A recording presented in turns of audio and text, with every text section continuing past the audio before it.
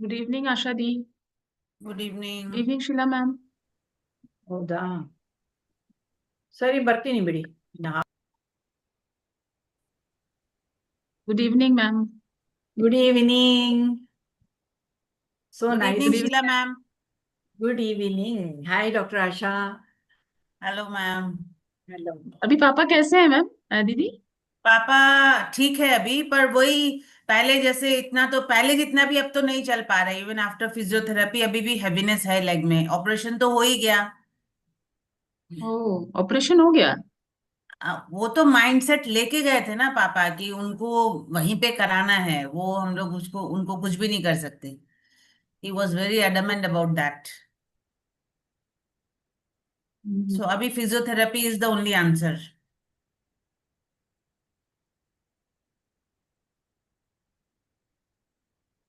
पहले से कुछ बेटर हुए कि नहीं?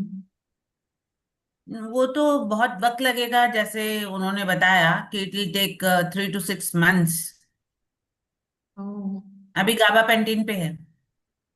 मैम आप ऑफिस में हो, मैं चेम्बर नहीं, में हो? मैं उस समय तुम फोन कर रही थी तब मैं चेम्बर से निकल रही थी। हाँ, शीला मैम।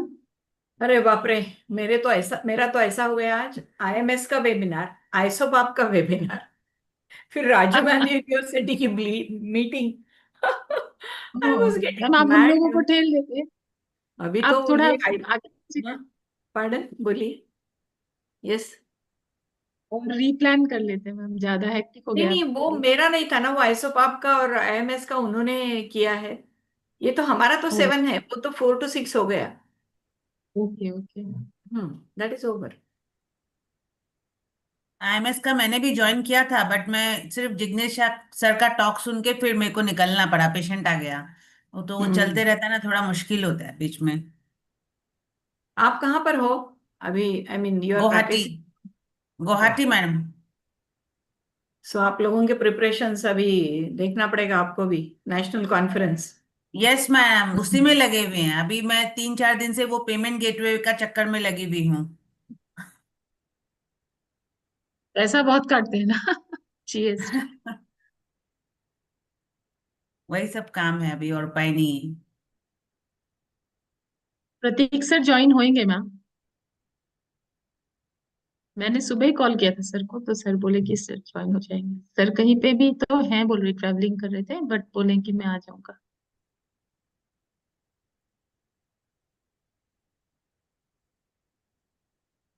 सेंटर का इंस्पेक्शन करने गए थे आज वहां मुंबई में. ओके। रिन्यूअल होता है ना after 3 years. All okay. Training centres.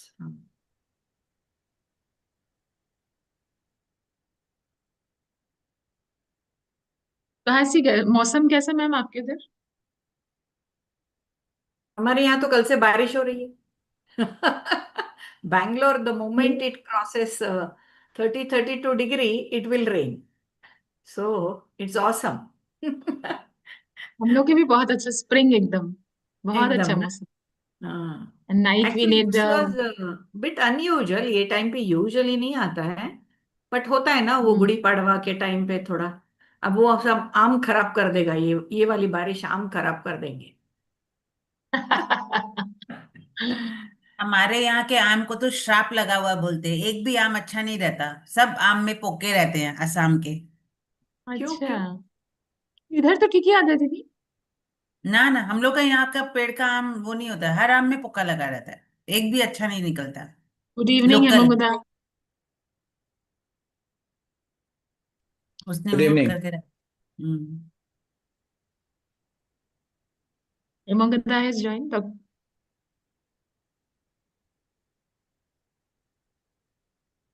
Ma'am आप गुड म्यूट हो। इवनिंग. या good evening. May I know he should name himself. Hemang Beshwar dada, GOGS president madam, Guwahati OBGYN society president, the person behind the AICOG Guwahati scene. इसने ना वो या. शायद phone से join किया है, इसलिए गॉक्स प्रेसिडेंट वो लिखा हुआ है। फोन से ज्वाइन किया है. हाँ, इसीलिए वही फोन से ज्वाइन किया है, हम समझ गया। Pratik sir is also here. Good evening, Pratik sir. Hi, good evening. Madam. Hi, Pratik. Hi, good evening, everyone. Prerna. Hello, Yeah, good evening. hi. Good evening, madam. Good evening, evening. sir. Good evening.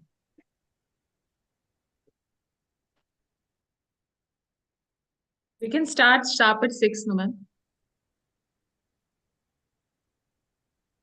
I think better we start, no? Otherwise, everything will 1 get minute to go. Darshan, are you there? Logged in? Yes, the ma'am. Yes, technical ma'am. team. Yes.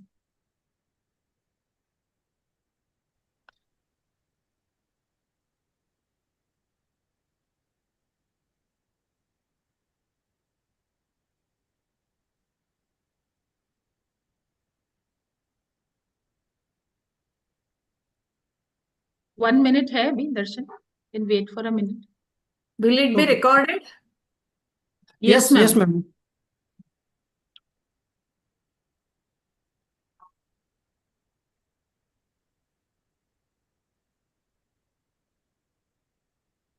Hi, Indrani.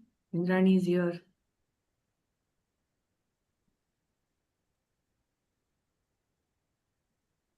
Hello, good evening. Good evening. Good evening, Ba. Good evening, everybody. You look so fresh. Ah, Oh my God, I had gone for a whole day training for Adhuna in the periphery. Just came back a few hours back. what training, Shivani? I mean, S- Indrani. Sorry. yeah, this is for the Meghalaya government with the Adhuna project of Fogsi, na? Ah, So I had to go Shamila ma'am to. was also here, no? That's a little Shamila far ma'am. from. Shamila ma'am was there, no? Charmila madam was there. Yeah, Recall. both hi, of us were. Indrani. Hi, Hello. Anurima. Hi, Kalpana. Ma'am, we How's can the start at exhibition? 7. Last time they had asked me to go to Tula Yeah, and madam, you were supposed to come to the Garo Hills but there was with some Dr. curfew. Bashab, but then there was Ah, some disturbance, no? curfew, no? Curfew हो गया था, फिर then it is postponed. It is the same one. The Garo Hills was supposed to be taken by you. So I was doing the East Khasi Hills with Charmila So ma'am. which Jaintia Hills at area the you Khasi. did? Which was your I did in area? the Jaintia Hills and the West Khasi Hills. Tomorrow again I'll go for the East Khasi Hills, and the Garo Hills will be done by you and Dr. Bashab. But then I think that is postponed to the, I don't know the dates, they have not finalized the date. No, no, Maybe we'll end of see. this Yeah. next month. Next month you'll have to do that. I think we can go live, ma'am. Darshan, Yes, ma'am. kindly give the countdown. Okay. So we can start the session now, ma'am. So on behalf of Corona Remedies, I welcome all the faculties, respected faculties, on behalf of Corona Remedies for the Foxy and ICOZ 7H CME in association with Northeast Society. Organizes a webinar on hemorrhage and hypertension in pregnancy on the platform of Core Connect webinar. So I would like to hand over the session to our convener, Dr. Prerna Kesan. So respected ma'am, over to you. Thank you, Darshan, and wishing you all a very good evening. And I extend my heartfelt gratitude to Dr. Sheila Mane, Madam, who gave us this opportunity to be a part of this 7H CME, and associating Northeastern Society with such a prestigious platform of ICOG is beyond something that we are truly indebted for, Madam, for giving us this particular platform to share the views on the very, very pertinent issues of hemorrhage and hypertension in pregnancy. Northeastern India happens to be one of the most important areas where maternal mortality and morbidity is really taking a hue. So for over the ages, our government is trying left and bound, but we are still in a state where we are ranging maternal mortality and morbidity to be too high as compared to the rest of the India as well as in the global scenario. So we are to be blessed to have this webinar on 7H regarding hypertension and hemorrhage, which are one of the most leading causes of maternal mortality in today's date. So with this, I welcome our chief guest for today, Dr. Sheila Mane, Madam, Dr. Sheila Mane, madam, needs no introduction. Can we have ma'am's slide, please? Madam is the chairperson of ICOG. And Darshan, can you change the slide? Ma'am is the Darshan. Yes. We have Dr. Sheila Mane, madam. I also welcome my co-conveners, Dr. Devobrata Pal and Dr. Alok Deb, sir. And Sheila Mane, madam, is the chairperson of ICOG 2026. She has been the member of Health System Strengthening Committee, HSSC FIGO, Vice President of Fogsi 2014, the chairperson of the Safe Motherhood Committee 2008 and 2013, President BSOG, and had been the ICOG Governing Council member in 2020-22. She had been the reviewer for Jogi and faculty for various workshops across India. She has known as the PPH lady of the nation, and more so, madam, is so dear to us. The steering force behind this webinar, the opportunity that she has given us as the leading academician par excellence, a pathfinder for so many of us gynecologists. Madam, we seek your blessings for this CME. The dais is all yours, madam.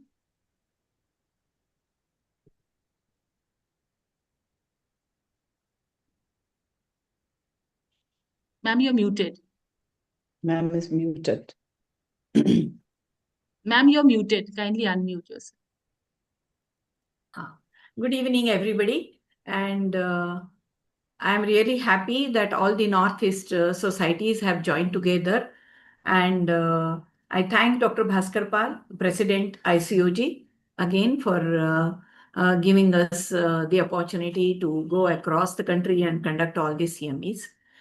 I thank Dr. Prerana, who has taken so much of interest in bringing all of us together. And I think webinar is the platform for ICOG. And I think we really get well connected with everybody. So thank you, co-conveners, Dr. Devobrata Barman, as well as Dr. Alok Deb. And we are really looking forward for a great academic session today. Now, you must be wondering that why it is 7H. So I had this in my mind for a long time because now today from this 7H, Prerna has picked up 2H. And that is two important causes of maternal mortality and morbidity, that is hemorrhage and hypertension. The other are hyperglycemia, okay? Then HB, that is related to anemia. Then we have HIV and STDs, fifth one. And then the sixth one is high BMI, because we know that that is a problem today in our country, obesity and overweight. And the last one is hormones. So we have to talk about contraception whenever we are trying to do something regarding maternal mortality, morbidity, because contraception will be a primary prevention for maternal mortality and there won't be unwanted pregnancies. So these are the 7H. Yes, today we are doing this 2H, and if Northeastern societies wish to go ahead with other H also, we can as well again go ahead with all this and see to it that this 7H becomes 24/7 for us and will help us to save the mothers. So thank you. And I also like to welcome the guest of honor today, all my friends, Dr. Gokulda, Dr. Shashwati, as well as Dr. Arun Barua, and which will be followed by the talks. I don't know whether they have joined, but I say hi to everybody. And we have the two programs. That is, one is the PPH, and the speaker is Dr. Kalpana Chaudhary. And then we have Dr. Anirudh Malik, who will be talking about the HDP. And then Dr. Indrani Roy with experts, that is Apurva as well as Hafizur, will be conducting a panel on near miss cases. So I think it is an excellent program and very nicely coined, and it's very focused. So there will be a lot of learning from each other. Thank you once again. And all the best. Thank you. Thank you, ma'am, for your blessings. It's always a treat to hear you speak. We also have with us the Secretary General of ICOG, Dr. Pratik Tambe, sir. Can we have Dr. Arun, sir, please mute yourself. So we have Dr. Pratik Tambe, sir. Darshan, can you mute Dr. Arun, please mute yourself. So we have with us Dr. Pratik Tambe, sir. Pratik Tambe, sir, is the Secretary of ICOG. Sir has been the Governing Council member of ICOG and ICRM, as well as the Managing Council member and patron of MOGS. Sir has been the past chair of Fogsi Endocrinology Committee, as well as the past chair of MOGS Endocrinology Committee. Sir has many prestigious awards to his credit, and Sir is one person who has always been with us wherever any academic activity is there, and Sir is never saying no, that kind of a person, and so very lovable and grounded. So we are so blessed to have you with us, and we seek your blessings too. Pratik Tambe, sir. Thank you very much, Dr. Prerna, and congratulations on conducting the inaugural 7HCME in association with ICOG. As you just heard from Dr. Sheila Mani ma'am, this was her passion. This is something which she wanted to bring to the ICOG platform for a very long time. And we are truly privileged to have all the Northeastern societies together under one banner with ICOG for this prestigious CME. Thank you very much for taking the initiative along with the co-conveners to execute this. I have been traveling to the Northeast quite frequently in the last 2-3 months. I know plenty of people there now. I have got to know some of the office bearers as well. I'm happy to see that many of them are represented as faculty in this program. And as Madam has said, this is one area of India where we need to reach out to more and try and ensure that the correct academic updated messages reach and are finally implemented and put into clinical practice. Thank you again for all your hard work and efforts. I wish all of you all the very best. Thank you so much, sir. You are always an inspiration for many of us youngsters across India, and we are so very, very blessed to have you amongst us. We now have our guest of honors with us, Dr. Gokul Das, sir. Has Gokul Das, sir, joined? I think he was busy somewhere with some prayer meeting. Just one thing to add before I finish, Prerna. Welcome, Yes. Dr. Shashwati. That is FICOG, Fellowship of ICOG. I think those who are eligible, please visit the ICOG website, and if you are eligible, please send the application. We have a convocation in Bangalore on 22nd and 23rd of August during the national conference. So we all welcome you. I'll be sharing the flyer with Dr. Prerna as well. Please come even as a delegate and faculty for our national conference at Bangalore on 22nd and 23rd of August. Thank you. We have our guest of, thank you, madam, for that information. We have our guest of honor, Dr. Saswati Sanyal Chaudhary, madam, joined with us. Ma'am is a professor and head of the department, department of OAG in Guwahati Medical College. Ma'am had been the past chairperson of Medical Education Committee of Fogsi and the vice president of ISOPAP from 2020-22, and the past president of ISOPAP Assam chapter. Ma'am holds prestigious positions in many organizational levels. She has been the past chairperson of NE ISAR and the past president of GOGS, that is the Guwahati OBGYN Society, and the member of editorial board of the New Indian Journal of OBGYN. Ma'am is a classic orator beyond compare, and we always love to hear ma'am. And ma'am is somebody whose excellence in academics is of international repute. Ma'am, we are so very honored to have you. Your words of wisdom, ma'am. Thank you, Prerna, for that beautiful word. It keeps you living, no, through the, because we are getting old. So this kind of words makes you more happy and you feel like to live more. Thank you so much for inviting to be a part of this prestigious webinar, which is 8 square, I would say. There's a hypertension and hemorrhage.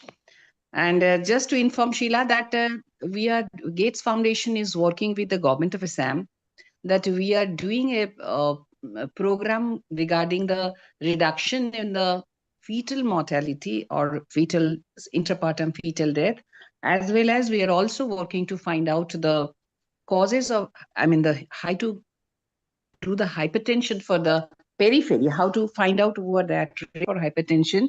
And the government of Assam also is into the gestosis code, want to implement the gestosis code, the peripheral, all the nurses, or that means the healthcare level.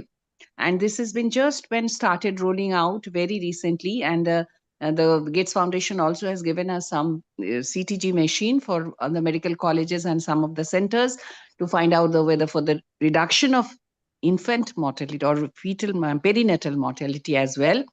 And I think if the people can do this, the very basic work of finding the hypertension who are at risk. And this is also the program of giving low dose aspirin has been rolled out for the periphery. We are doing, all of us are doing, but the periphery, but even at the AMO level, whether the AMO can start this aspirin for this hypertension, that is also being looked after by this Gates Foundation, this particular program. And I'm very happy that to see that this particular program is for the all the northeastern people, so that they also know how to find out this hypertension, because one of the most important cause at present in Guwahati Medical College, we have seen that the hypertension is one of the biggest. Even the hemorrhage has become lesser, but hypertension is much more prevalent all over the state. Although we have come out from a very, very high, now maybe within 1 or 2 years, we'll be going for the touching a double digit, probably, because our government is really working hard on this particular aspect. So I wish every delegate to have a very fruitful discussion and to have a lot of knowledge from this particular webinar. And thank you so much, Prerana. And I wish you a success. And I wish that you also go to the chairperson of this particular Young Talent Committee. Thank you so much. Definitely. Thank you, Thank Dr. you so Shashwati, for those inputs. And I know I must share with you that Karnataka government is the first government to start this justosis, and we have included it in the antenatal card. And as you said, last year during Dr. Parag's time, we did a collectively with the government of Karnataka certificate course for all the government doctors for the HDP, for all the government doctors, particularly because they may not join, when we do these webinars.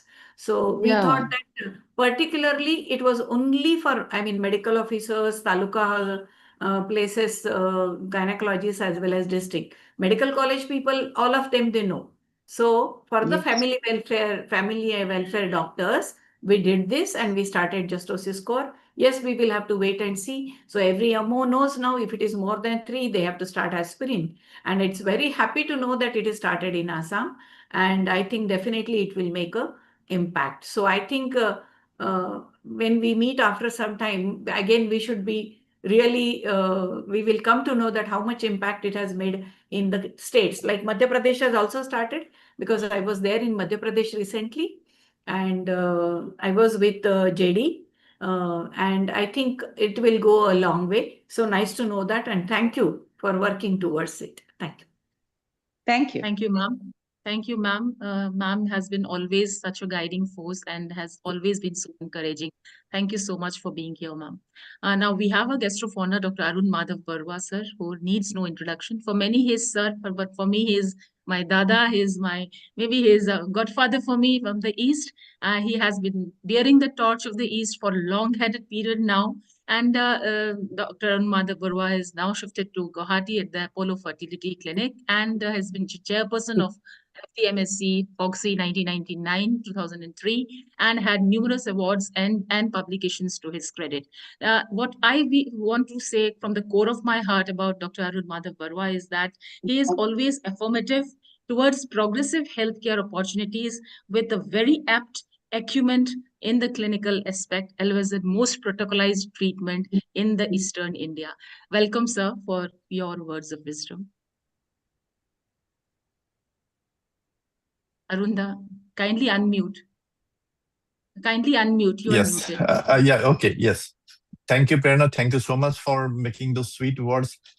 What makes me feel is that we have become a little older in our age. That's why we are being promoted to the guest of honor. But that's an honor that we need to pass it on to all of you who have been actually motivating the gynecologists around this region for enhancing their practice with the highest evidence-based care. We know things have changed, and we also know the change only remains constant in life.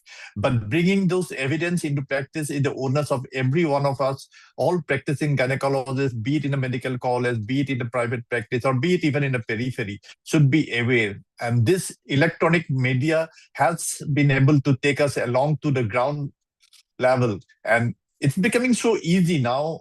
And with this particular transfer of knowledge from the highest evidence to the lowest practical field, we must see the sense, and that's what the Assam and all other northeastern region have seen. The reduction of maternal mortality is a proof of itself, and the hypertension, which is on the rise now, is also going to see a change with introduction of new terminologies, new laws, because hypertension per se has been evading success for many of us. With magnesium sulfate being utilized across the state and the region widely, the reduction of the morbidity and mortality is evident. And with the scoring system coming up in a big way, which is so simple to put it in practice, and I'm sure we will do a great job. The only thing that encounters is now hemorrhage. Even how best we try, both hemorrhage and hypertension may sometimes elude us success. But if you're ready and your preparedness ultimately speaks everything for the best that you can do. I'm sure with the knowledge that we are going to transfer today, we will add a lot of information to be putting it in our day-to-day practice, and we are all looking forward for that. Thank you so much, and thank you for making me a part of this most beautiful and most informative seminar that would be in the new year. Thank you. Thank you, sir, for always being there and promoting us. And it's such an honor to have you amongst us in this prestigious ICOG CME. So we now have the digital lamp lighting. Can we have the lamp lighting with the? I request all our guests of honor and the chief guest to kindly join us for the lamp lighting.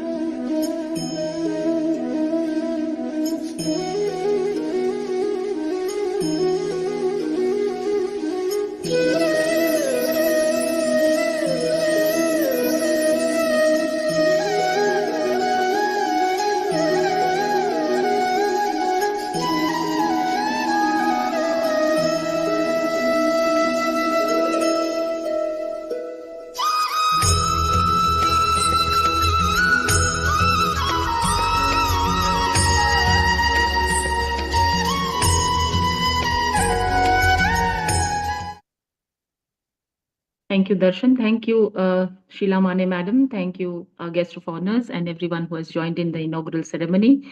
And we wish this CME a great learning experience ahead. And without much ado, we'll start our scientific session now.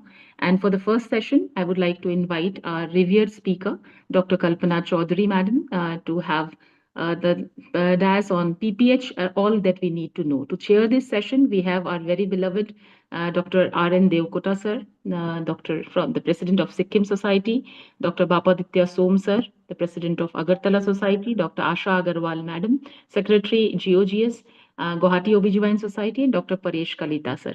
So can we have Dr. Asha Agar, because I think other chairpersons might have not joined. Can you see Dr. Asha Agarwal's madam? CV, yes. Dr. Asha Agarwal, ma'am, is the consultant IHR Guwahati. She has been the treasurer of Guwahati OBGYN Society and the secretary of Guwahati Menopause Society 23-2025. She is so very dear to every one of us, and we often hear her speak and numerous conferences. And ma'am is very, very grounded, and we are so very honored to have you, ma'am, with us. And to introduce our chairperson, to introduce our speaker for today, Dr. Kalpan, request Dr. Asha to kindly do the honors. Asha Di.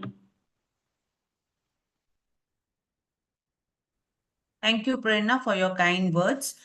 And I think Kalpana is known to everyone. She is immediate past secretary of Guwahati Ops and Gynae Society, and she is practicing at Health City Hospital as a senior consultant. And also, she was a treasurer for NEIAG Guwahati 23, and she is trained in advanced laparoscopy, ACLS, and BLS instructor. Also, she has given training to many of us, and she is an awardee of I Pledge for 9 Achievers Award from MOH and Health and Family Welfare Government of India. And she has many other publications in index journals, and she has presented papers in various journal and national conferences, and she is dear to everyone and known to most of us in the Northeast region. Not only Northeast, also nationally she is known now. And over to you, Kalpana. She'll be speaking on PPH, all we need to know. Kalpana, the dice is yours now. Gokuldas sir has joined over. Can you? Can anybody trace him? I got a message from him. Okay, fine. Go ahead, Kalpana. It's not. Thank you so much, Ashaba, for that kind introduction. And I would like to thank Prerna. I would like to thank Bhaskar Pal sir. I would like to thank Sheila ma'am, Pratik sir, and everyone for giving me this platform today. My topic today is postpartum hemorrhage. Prerna, hello, can you hear me, Prerna? Yes. Yes, Ba. Actually, I can't see the. Yeah, can you Yes, hear me, slides are Prerna? visible. You can put it on the slide mode. Make it a slideshow. Okay. Slideshow. They are visible. I'm making a slide, but the boxes are coming on the right-hand corner, okay, of the screen. Down. Let me just There is a slideshow. check. There is a cup on the right lateral area near the volume button. No, I তুমি have put share করতে কল্পনা the share slideshow করতে on. ভুল কইছা তুমি stop sharing and then start sharing again stop share করা করি পেলে আকৌ share করা নহয় হৈছে কিন্তু বাইদেউ ৰ'ব না এতিয়া শ্বেয়াৰটো হৈছে হৈ গৈছে বাইদেউ আপুনি কাপটো ক্লিক কৰিলে আহি যাব স্লাইড শ্বেয়াৰ মোডত full slide আপুনি full to আহা নাই কাৰ্জাৰটো ৰাইটত লৈ আহক just wait. Can you see my screen? no The screen is black now. Earlier it was seen. Okay, just wait. আহিব you have লৈছে to stop sharing. and again আকৌ share কৰিব লাগিব কিবা এটা problem আছে I'll share it again with. yeah it's better তোমাৰ কেইবাটা Windows খোলা থাকিলে কেতিয়াবা এনেকুৱা হয় এক second ৰ'ব ma'am.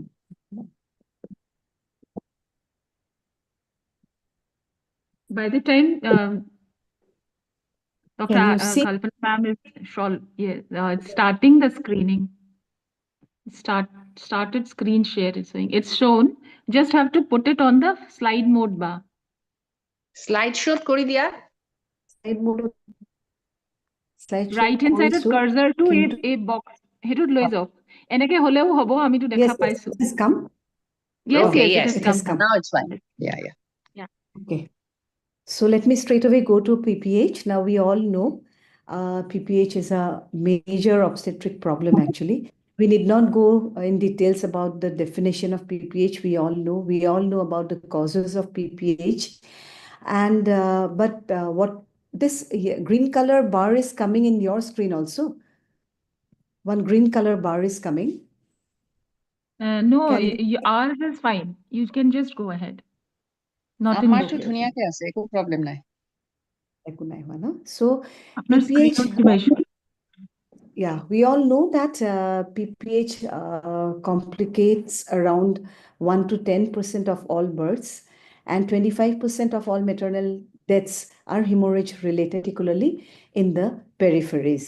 Now, today we are going to talk about the WHO FIGO ICM consolidated guidelines, the recommendations that of 2025 that highlights basically the prevention of PPH, the diagnosis of PPH, and the treatment of PPH. If we come to prevention, the prevention of PPH starts from the antenatal period.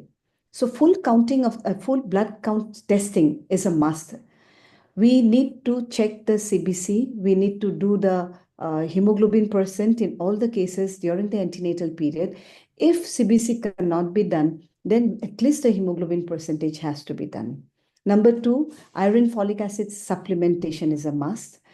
Oral iron and folic acid supplementation we have to give daily with elemental iron of 30 to 60 milligram and folic acid of 400 microgram daily. If suppose per day iron folic acid supplementation is not possible, the patient cannot tolerate, we can go for intermittent therapy also.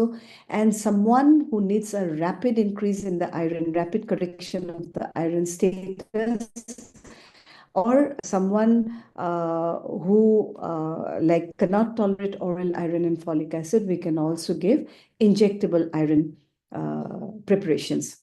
Then during antenatal period, identification of risk factors for PPH is very, very important.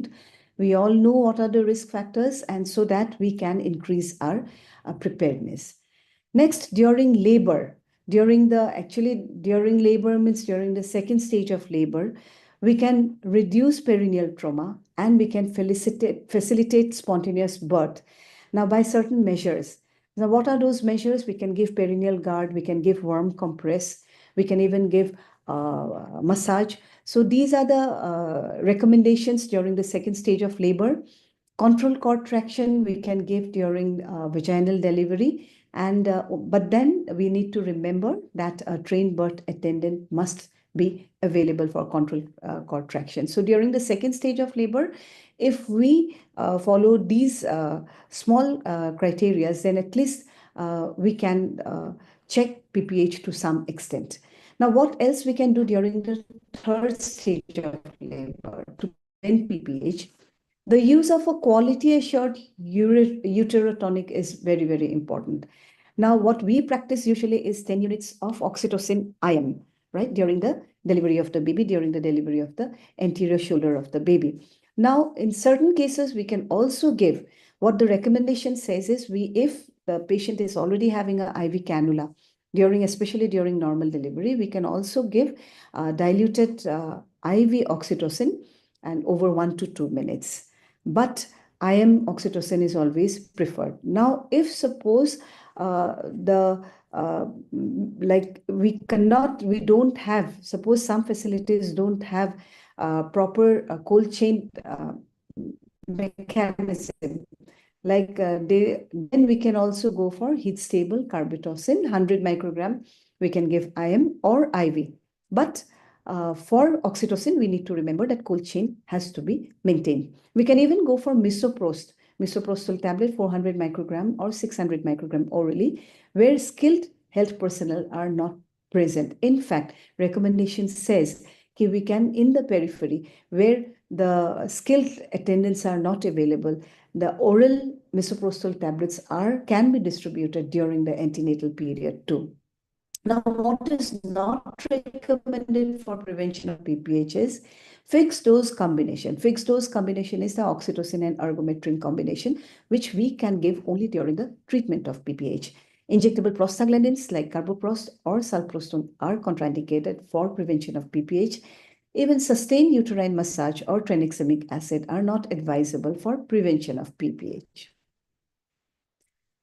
Now, for diagnosis, routine objective measurement of the postpartum blood loss is recommended to improve the detection and prompt treatment of PPH. So various methods are there. One of those methods is use of calibrated drapes. So by using calibrated drapes, you can see in that picture that during normal delivery, we can at least quantify the amount of blood loss. So to identify a woman with postpartum bleeding and to initiate the first response treatment, objective measurement of blood loss is mandatory. Now, a blood loss of more than equal to 300 ml with any of the abnormal hemodynamic signs, like a pulse rate of more than 100 per minute, BP of less than 100 by 60 per minute, or a shock index of more than 1, or if the blood loss is more than equal to 500 ml in case of primary PPH, then we can identify the patient as a high-risk patient and the first response treatment has to be initiated. So we need to know about the E motive E, that is early detection of PPH is a must. And early detection includes what?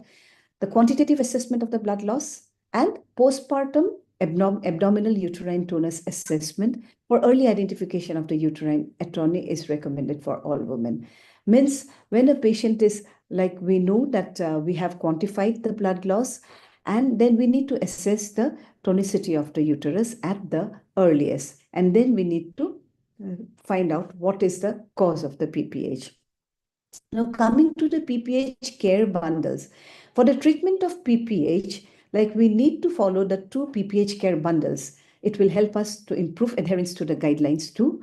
So the 2 PPH care bundles are the first response PPH bundle and the response to refractory PPH bundle.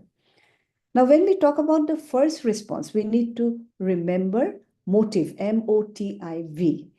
So M stands for uterine massage, O stands for oxytocin drugs, T for tranexamic acid, and IV is for isotonic crystalloid. We know uterine massage will initiate the uterine contraction and thereby the blood loss will be less. In case of oxytocin drugs also, the uterine contraction will be stimulated and the blood loss will be less. Tranexamic acid will improve the coagulation, whereas the isotonic crystalloid will help replenish the fluid and will bring a balance in the circulation. So rapid institution of uterine massage, that is rubbing of the uterus, is achieved through the manual massaging of the abdomen, of the uterus over the abdomen. So this is recommended for PPH, for treatment of PPH. Coming to oxytocin, we all know intravenous oxytocin is recommended uterotonic drug for the treatment of PPH. If intravenous oxytocin is unavailable, or if the bleeding does not respond to oxytocin, then we can always go for ergometrin. So oxytocin and ergometrin fixed dose combination can also be used. On the other hand, prostaglandin, which is highly recommended during the treatment of PPH. Now, if we talk about the doses, first of all, come to oxytocin. Oxytocin, the dose, give 40 units of oxytocin in 500 ml of isotonic solution at the rate of 40 drops per minute. Or we can also give as 20 to 40 international units in 1 liter of NS. We give 500 ml in the first 10 minutes and then we continue at the rate of 250 ml per hour. Then to maintain the dose, we use 20 units in 1 liter of saline at the rate of 40 drops per minute. We should remember that maximum dose is not more than 3 liters. Not more than 3 liters of IV fluid can be given actually. And the contraindication is we are not supposed to give as bolus. Coming to ergometrin, the dose is 0.2 milligram IM or IV. We can repeat the dose every 2 to 4 hours. Maximum of 5 doses can be given in 24 hours. And the contraindication we all know is preeclampsia, hypertension, heart disease, etc. Prostaglandin can be given at with a dose of 250 microgram IM stat, and we can also give every 15 minutes. Maximum of 8 doses can be given. And contraindications, as we all know, is if a patient is having any allergy or asthma, then prostaglandin is definitely contraindicated. Tranexamic acid, early use of tranexamic intravenous, in addition to the standard treatment, is advisable. So 1 gram undiluted is given, tranexamic acid is given IV over 10 minutes. A repeat dose of further 1 gram can be given after 30 minutes if the bleeding is not controlled. Isotonic steroid. Okay.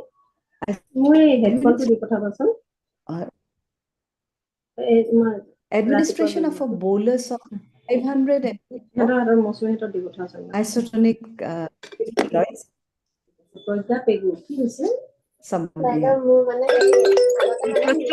Requesting others to kindly mute yourself. Yeah.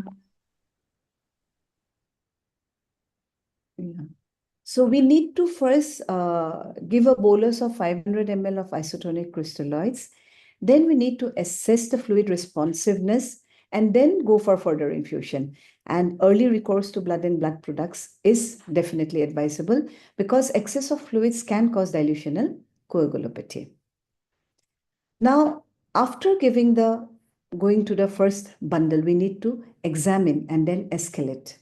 So on examination, what we do is we need to ensure that the bladder is empty. We need to evacuate the clots. We need to check for any tears with an internal examination. And we need to check whether the placenta has been completely evacuated or not. If the bleeding does not stop, then we need to escalate the first response. Now coming to the second response, second bundle, that is in case of refractory PPH. Now bleeding that is unresponsive to the initial treatment, in these cases, we are going to go for an additional set of interventions. So in this case, we need to remember the term COIN, that is COIN, 2 compressions and 2 devices. Now, what are the compressions? The compressive measures are the aortic compression and the bimanual uterine compression. And the two devices are the intrauterine balloon tamponade and the non-pneumatic anti-shock garment. Now, external aortic compression is recommended as a temporary measure until the appropriate care is available for the treatment of PPH. What we do is we stand on the side of the woman and we place our fist just above and to the left side of the umbilicus.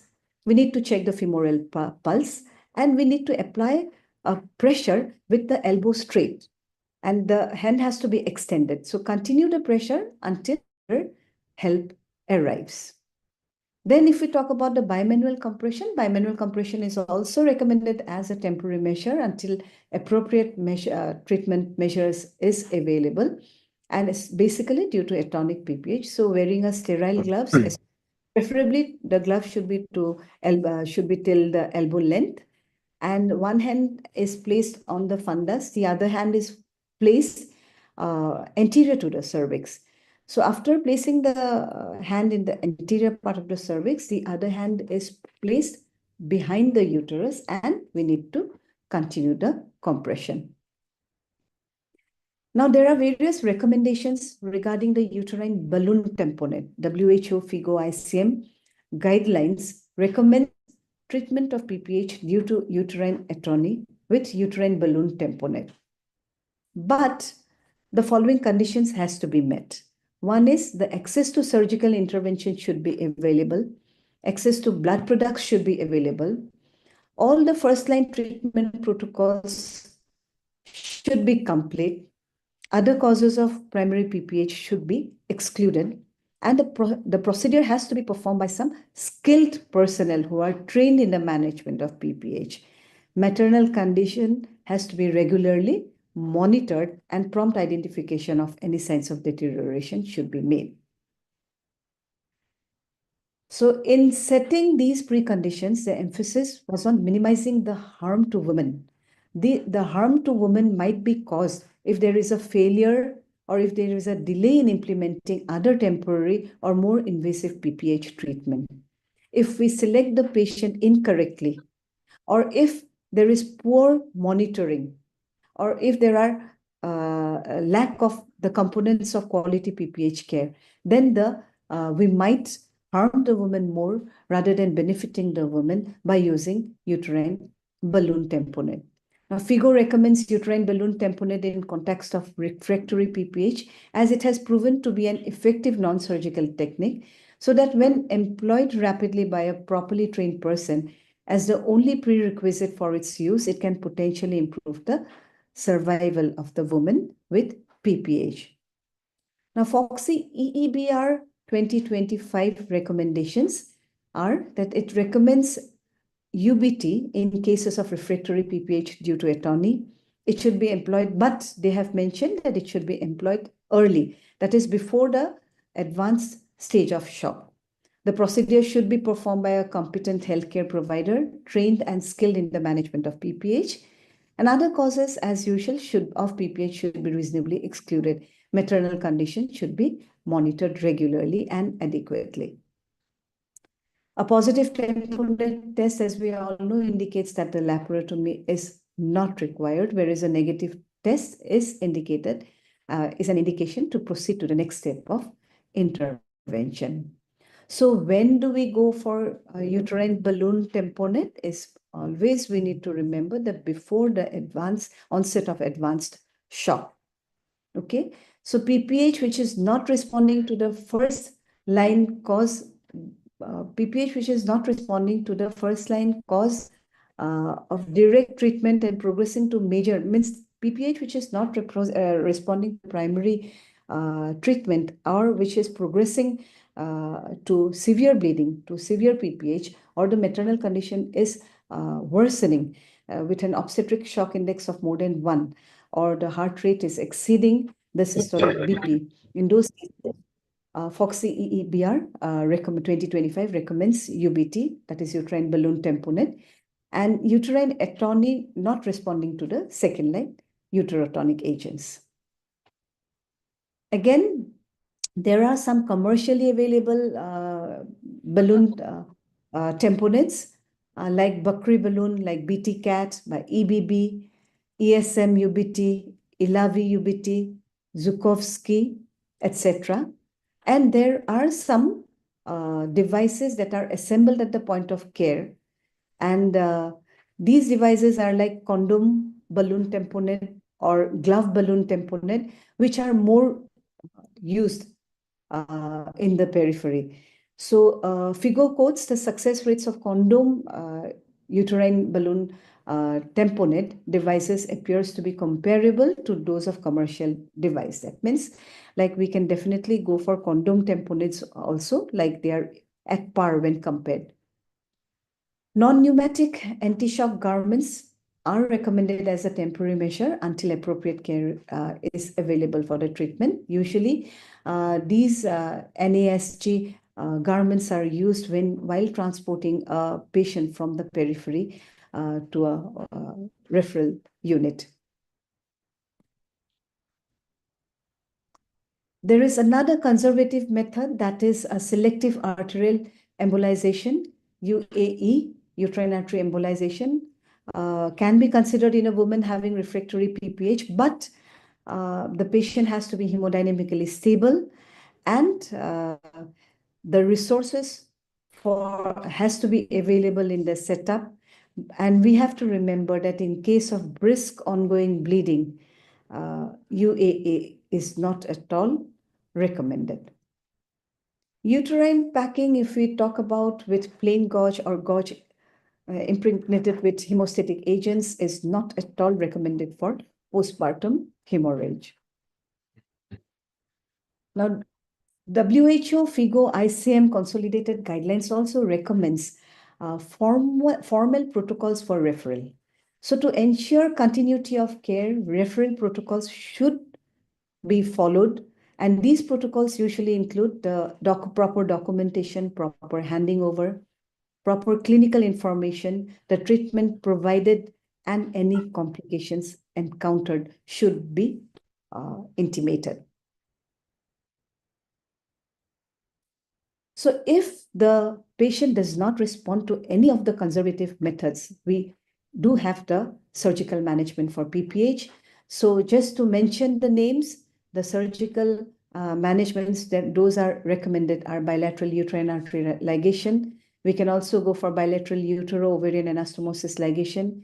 Then again, the uterine compression sutures, which are like very comfortable also for the surgeons. Bilateral internal iliac surgery ligation, internal iliac artery ligation also is a choice. Medical expertise is needed, and peripartum hysterectomy also can be done if all the other surgical methods are a failure. So the take-home messages: correct anemia in pregnancy, active management of third stage of labor should be done with quality ratioed oxytocic agent. Objectively measured blood loss of more than equal to 300 ml with any abnormal hemodynamic sign should initiate the first response treatment. Here, if the bleeding is more than equal to 500 ml also, whichever is first actually, should initiate the first response treatment.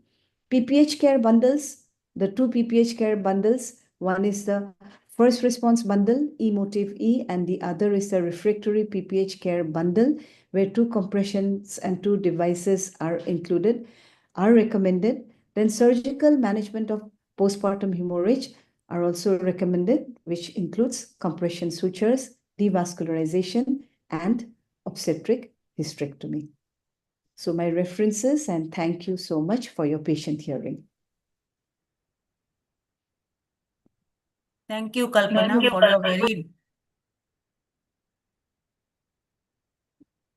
Hello? Hello? Thank you, Kalpana, for a very descriptive and elaborate. You have expressed everything regarding the management of PPH, but only the thing is, the moment we recognize the patient is about to happen PPH, or we see the high risk factors for the PPH when she is delivering, we should call for the help immediately in the labor room. so that you have hands to help you. It's not that she has already started bleeding, then we shout for the help. Immediately we can call for the help the moment you recognize that she might have BPH. And while referring the patient to the tertiary center, we should give a call to the tertiary center so the team is ready out there to handle this patient. It's not that just we are just putting the patient in the ambulance and we are telling them that you just go there because the blood facility or the higher facilities are not available in our center. So these are very simple things which we should give a proper message to the tertiary care center to handle the patient so that we can save the life. True, very true, Ba. Yeah. Rest Thank everything you, you have Dr. covered very Kalpana. nicely.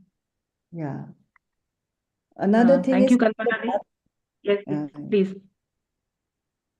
Please go ahead, Ba. No. Another thing is regarding the blood transfusion part also. Like we see in the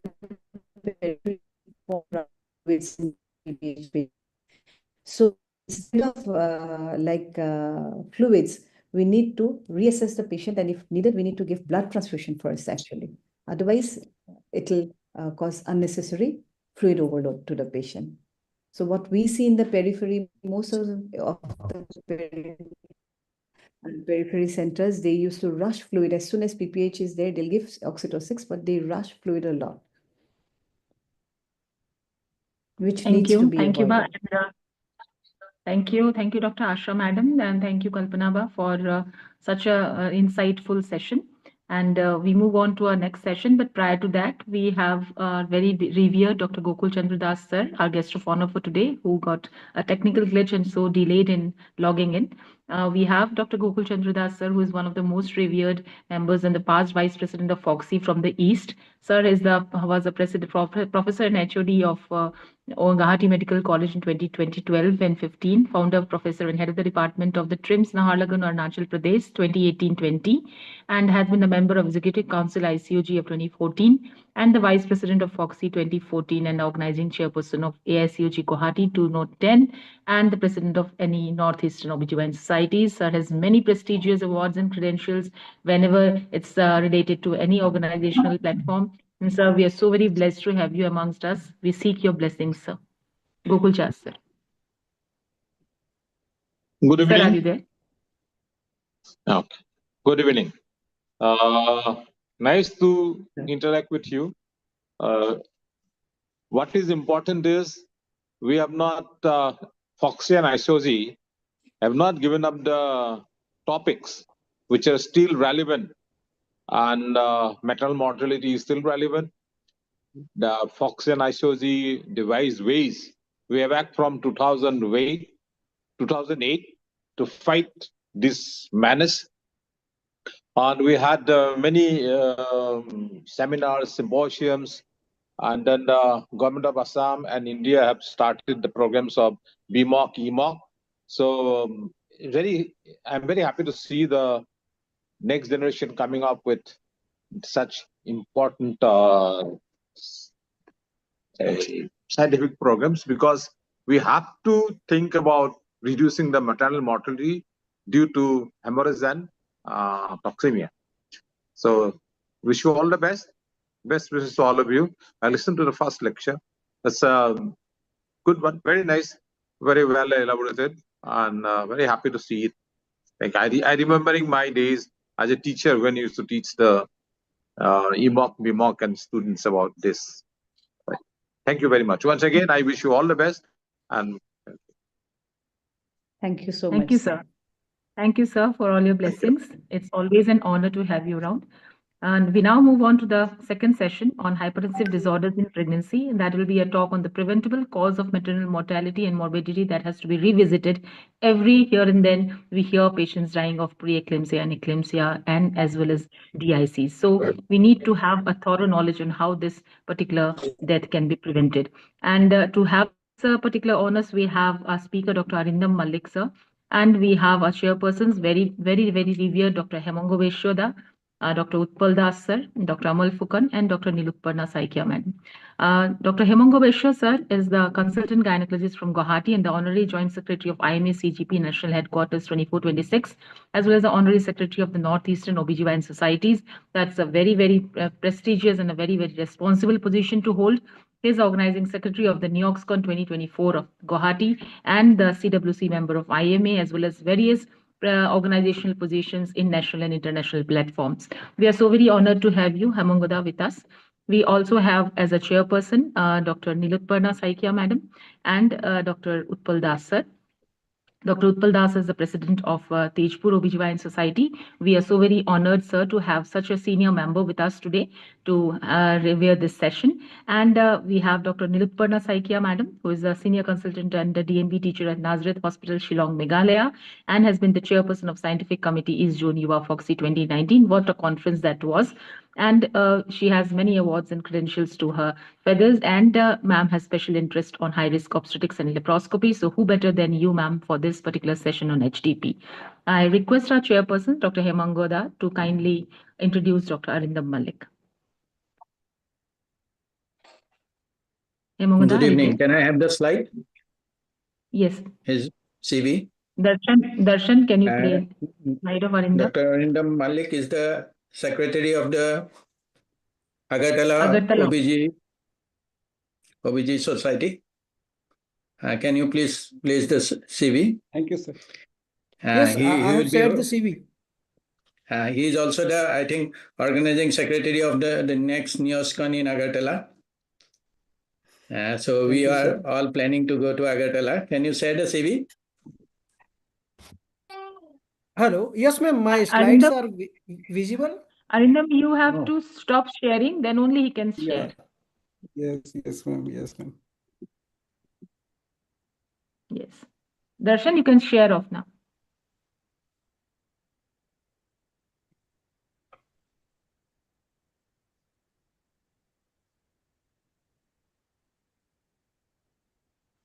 So, Dr. Arindam Malik is the MS, FIAOG, FMAS Associate Professor of Tripura Medical College and the Secretary of Agartala OBG Society. He is a member of Fogsi Breast and PH Committee 2026-2028.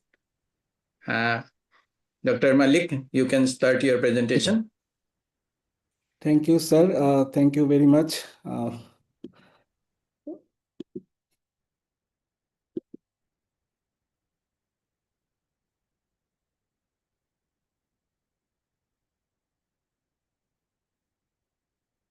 Yeah, in the slides are okay. Is it visible? Yes, go ahead, Arindam. Am I audible? Yes. Yes. Yeah. Yeah. Thank you. A very good evening to all the respected faculties and chairpersons. It's a great honor for me for this opportunity to present this topic. And special thanks to our Dr. Prerna ma'am, National Coordinator YTPC Fogsi, for this opportunity. So the topic which I have assigned, hypertensive disorders in pregnancy, though it's a huge topic, but I will try to make it concise. And before I start, most of the references, small disclaimer, most of the references are taken from this new Fogsi Gestosis ICOG Good Clinical Practice Guidelines, this new edition, 3rd edition 2026. So in today's session, I will just try to elaborate all the screening, diagnosis and management part. So why is hypertension before, during and after pregnancy is important? Because we all know that pregnant women in low and middle income countries are the most vulnerable populations. And among all the HDPs, preeclampsia is one of the second cause of significant maternal and perinatal morbidity and mortality. And it has also a later life consequences like development of cardiovascular diseases. So if we see this prevalence, it is in increasing trend, and the estimate overall full prevalence is around 9%. Northern zone are leading 9.5%, followed by southern, western and central zone. Though I personally think due to lack of accurate prediction and limited access of multi-modality ANC care, the data is little bit suppressed. The actual data will be more than higher than 9%. So how to define hypertensive disorder of pregnancy? It's a spectrum of conditions ranging from pre-existing chronic hypertension identified during the index pregnancy to complex multisystem disorders such as preeclampsia. Classification, we all know the classifications, but two new types of hypertensions added in the new guideline. One is white coat hypertension, another one is masked hypertension. So I'm not going to the details of all these previous types of HDP, but this white coat hypertension, it is blood pressure when more than equal to 140 by 90 millimeter of mercury in a clinical setting, but less than 135 by 85 mercury at home or ambulatory blood pressure monitoring. On the contrary, the masked hypertension is just opposite. It's a blood pressure less than 140 by 90 millimeter of mercury in a clinical setting, but more than equal to 135 by 85 millimeter of mercury at home or ambulatory blood pressure monitoring. So this is the diagram, very beautiful diagram to see we can see the two-stage theory of preeclampsia. What happens normally, there is appropriate EVT invasion, which leads to sufficient maternal blood flow, and due to the sufficient blood flow, the placenta secretes placental growth factor, which usually activates vascular endothelial growth factor, which maintains a healthy endothelium. But what happened during preeclampsia, due to incomplete invasion of the EVT, extravenous trophoblast, it leads to insufficient maternal blood flow.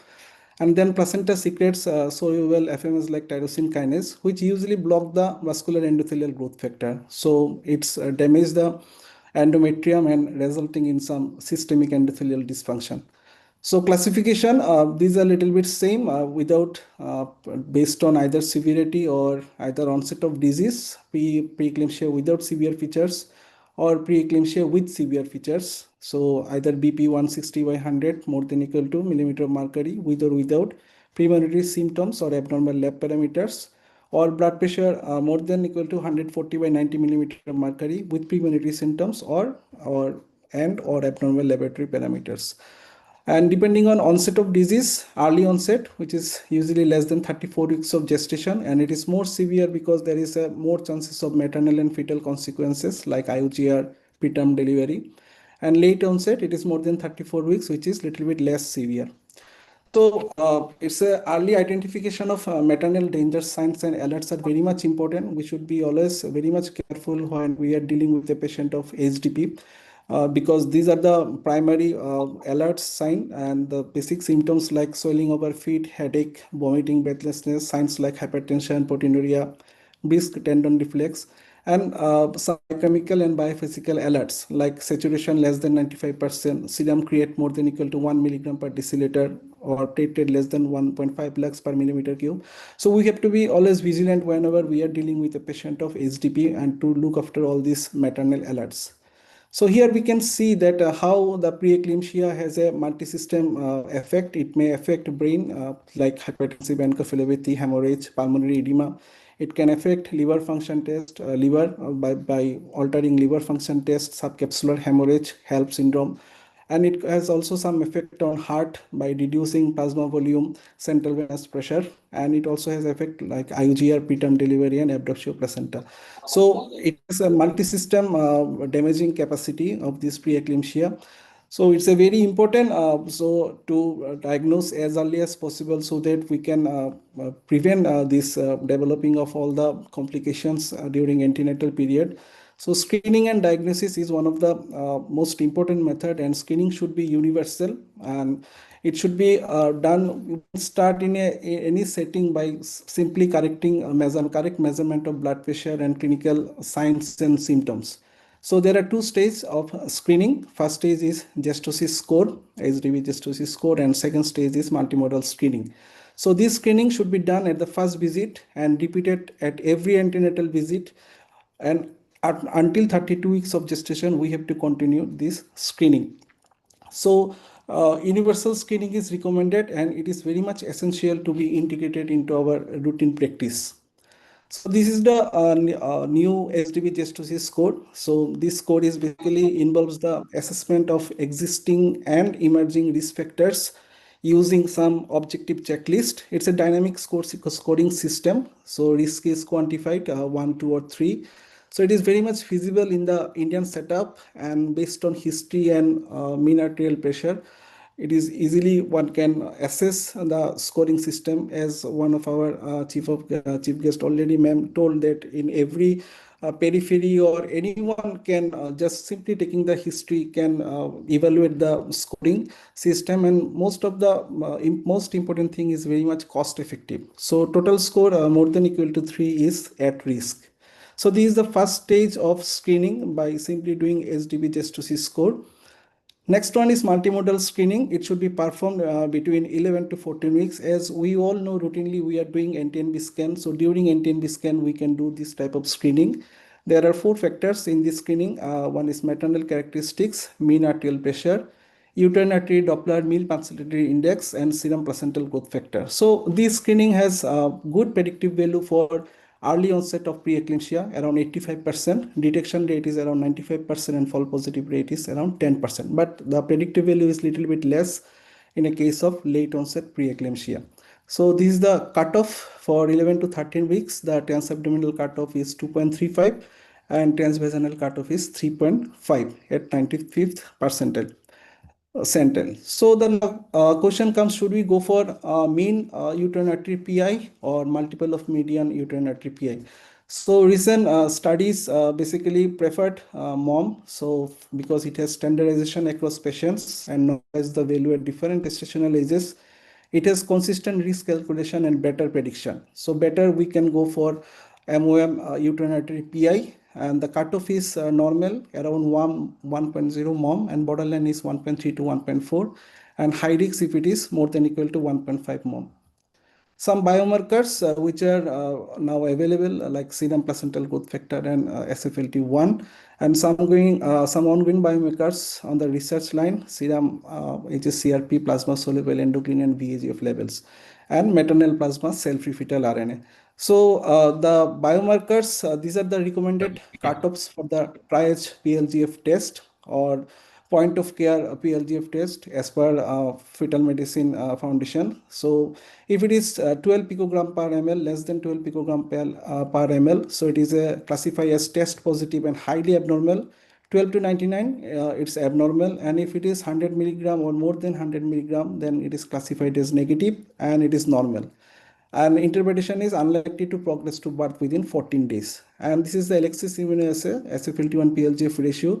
It has both short-term prediction and diagnosis. For short-term prediction, the way the method is either rule in or rule out method. So for short-term prediction, the rule out is if it is 38 or less, so it is rule out for 1 week, and if it is 38 or more, it is rule in within 4 weeks. So diagnosis, it can also help in a diagnosis from 20 weeks to birth, rule out cutoff is 33, and 20 to 33 plus 6 weeks, rule in cutoff is 85, and 34 to birth is rule in cutoff is 110. So this is the cutoff number of this SFLT1 PLGF ratio. Some important points we should always keep in our mind when we are dealing with twins with preeclampsia. So in a twin pregnancy, the less than 38 is the rule out threshold in most clinical settings, but the single measurement is not so much valuable. We should always go for the trend of the ratio, and it is more clinically useful than a single measurement. And always we have to interpret along with blood pressure, proteinuria, symptoms, and fetal Doppler and growth. Some ROC analysis determined 53 as an optimal rule-in cutoff. For sensitivity is around 94.4% and specificity is around 74.2%. So measurement of proteinuria, I'm not going to the details, just remember urinary dipstick method is quick, used for screening. A 24-hour urine collection offers no advantage, and once proteinuria is established, further testing is not required as it does not have any prognostic value. So once it is positive, there is no need to repeat again and again the proteinuria, either dipstick or 24-hour urine collection. Some points about twin pregnancy. In case of singleton pregnancy, the PCR ratio should be more than equal to 30 milligram per millimole. But in case of multiple pregnancy, it is the cutoff is 40. It should be more than 40 milligram per millimole. Baseline investigation, all the complete blood count, liver enzymes, serum creatinine, either additional like coagulation profile, serum electrolyte in case severe cases, ultrasonography, fundoscopy, and 2D echo. 2D echo is a very huge potential, and it should be preferred in all cases whenever we are dealing with a patient of any type of patient of hypertensive disorder in pregnancy. Here we can see that echo-assisted care. Suppose a patient who is already had a history of chronic hypertension, so we can go for a echo from 0 to 20 weeks. And if a patient of gestational hypertension or preeclampsia, we can go for echo around 21 to 33 weeks. So after doing echo, we can either make it is a low risk or is a high risk, and depending on the risk stratification, we can go for standard care or intensive management. So how to prevent moderate exercise? Huge role of exercise in prevention of preeclampsia or hypertensive disorder in pregnancy. Around 40% reduction in preeclampsia. Aspirin, 60% reduction in preterm preeclampsia, but it should be initiated as early as possible and before less than 16 weeks of pregnancy. Dietary calcium if required. Calcium supplementation is very much important, and most important thing is timed birth. So delivery is the only definitive management, and timing are significantly very much important to reduce the complication of preeclampsia. So some points about aspirin. There is no clear consensus on a single batch of aspirin, but for screen positive SDB gestosis score, the ideal dose should be 75 milligram per day, and in case of multimodal screening, it may be offered around 150 milligram per day. So how to manage, what will be the management approach? Lifestyle and dietary modification like balanced diet, reduced salt intake, regular physical activity. About antihypertensive therapy, the choice of the antihypertensive should be based on individual characteristics of the patient and contraindication to the drug. If BP is not controlled with monotherapy, second drug should be added. So the target BP should be less than 135 by 85 millimeter of mercury. And if systolic, and we should be more careful for the systolic blood pressure. If systolic blood pressure is more than 160 millimeter of mercury, increase dose or addition of another antihypertensive irrespective of diastolic blood pressure. So these are the antihypertensive. We all very much well known to these drugs: labetalol, sustained release methyl dopa. So first line, if the pulse is more than 100 beats per minute, we should go for labetalol, and if pulse is less than 100 per minute, we can add nifedipine also. But then amlodipine and metoprolol, there is very much limited trial data, but yes, if required, we can use. These are the antihypertensive for severe hypertension like labetalol IV. It should be avoided in a case of congestive cardiac failure, maximum 300 milligram. Nifedipine also we can use, but we should not give it sublingually, and it is contained in congestive cardiac failure. Hydralazine, yes, we can use 5 milligram IV or IM, and maximum 5 to 10 milligram every 20 to 40 minutes. This is the new drugs which is added in the new ICOG good practice clinical guidelines. Nicardipine. This is a IV calcium channel blocker. It is very much 100% more, 100 times more water soluble and easily titrable IV drugs. So initial dose is 1.5 milligram per hour, and it should be increased up to 6 milligram per hour. So these are the some antihypertensive. Suppose we are using 2 or 3 antihypertensive, but still BP is not under control. So these are the drugs when we can use nitroglycerin in a case of severe refractory hypertension or in a case of pulmonary edema. The dose is 5 microgram per minute in infusion, starting dose. Sodium nitroprusside, again we can use sodium nitroprusside, but we should be very much cautious when we are using sodium nitroprusside. It should be only used when there is a good monitoring system, and because there is a chances of cyanide toxicity. So BP should be lowered promptly but slowly, and we should always take care for seizure prevention. Loading dose of Maxulf is recommended by maintenance dose for 24 hours. And new studies and all the guidelines nowadays says that oral nifedipine and magnesium sulfate can be given concurrently, because if you have a good backup method, if you have a good monitoring system, yes, you can use oral nifedipine with magnesium sulfate. So rather than antihypertensive, we have to be more careful during fluid management. Total fluid restriction should be 8 ml per hour. Preloading is not advisable, and crystalloids should be used. And if we are doing fluid management, we can go for point of care ultrasound focus. It's a non-invasive and rapid method to assess the fluid responsiveness, and antenatal corticosteroids if required, and Maxulf for fetal neuroprotection. So this is the fetal surveillance. Whenever we are treating a patient with hypertensive disorder in pregnancy, we have to also surveillance for the fetus. So baseline assessment with anatomy scan and uterinaty Doppler. Under the baseline assessment, we can go for risk stratification. If a patient is high risk history, we can go for growth scan and Doppler every 4 weeks from 28 weeks. And gestational hypertension and preeclampsia without severe features, then again growth scan and Doppler at diagnosis and repeat every 4 weeks after 30 weeks of pregnancy. Preeclampsia with severe features, it should be inpatient monitoring, CTG at diagnosis or in case of admission, and NST and biophysical profile for surveillance. NST should be twice weekly and biophysical profile also should be in twice weekly. So when to deliver, because delivery is the only definitive management and timing of the delivery is very much important. So first we have to identify the type of HDP. If it is gestational hypertension with mild and isolated BP, raised BP, then we can go for delivery at 38 weeks of pregnancy. With comorbidities or frequent BP rise, we can deliver at 37 weeks. If it is a chronic hypertension on treatment, we should go for deliver the baby around 37 to 38 weeks of pregnancy. Preeclampsia without severe features, delivery should be at 37 weeks, and preeclampsia with complication, delivery should be 34 to 37 weeks. But suppose there is a preeclampsia with some worsening trend like eclampsia, impending eclampsia, HELP syndrome, placental abruption, DIC, or non-reassuring fetal status, we should go for immediate delivery with any gestational age. So how to deliver? These are the some conclusions of HYPITED trial 1 and 2. So induction of labor is recommended at 37 weeks. Immediate delivery did not significantly improve the maternal outcomes compared with expected management. Immediate delivery increases the risk of neonatal respiratory distress syndrome. And women with non-severe hypertensive disorders of pregnancy between 34 and 37 weeks of gestation should be monitored expectantly. So these are the main way to how to induce induction of labor in any absence of any maternal fetal complication at 37 to 38 weeks. Even with low Bishop score, induction of labor has a good success rate, and prolonged induction of labor more than 48 hours should be avoided. And cesarean section is done for only for obstetrical indications, and low threshold should be followed for cesarean section. Some interpartum care, again, measure BP hourly or half hourly depending on the value of the blood pressure. So first is patient should be confined to bed. Epidural analgesia or sedative should be added. Monitor urinary output and continuous FHR monitoring. And if required, we can go for prophylactic max self. Second stage, it should be cut short either by applying forceps or ventouse. And third stage, we have to go for active management of labor.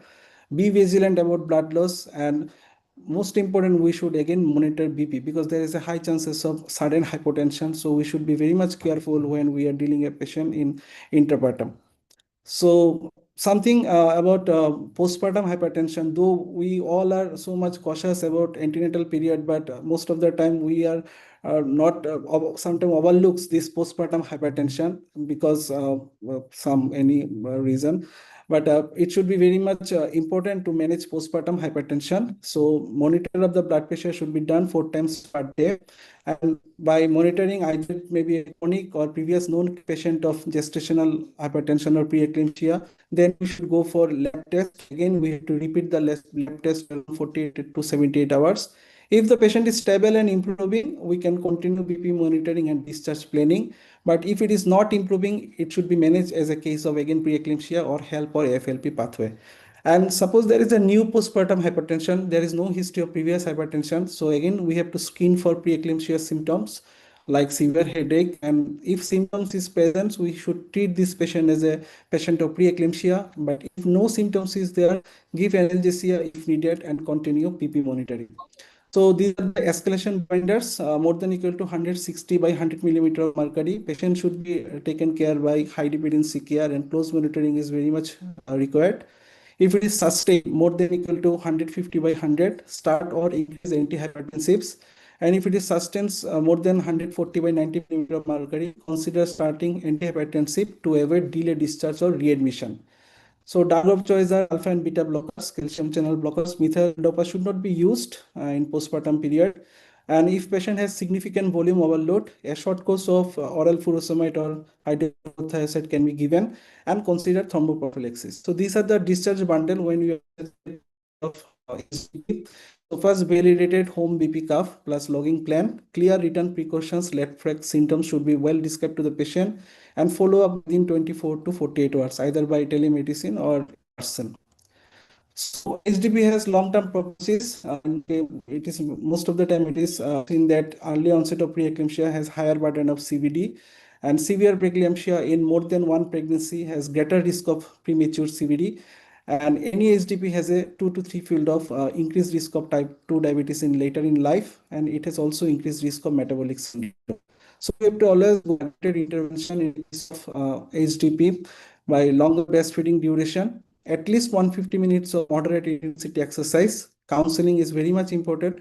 Stress on importance of preconception optimization.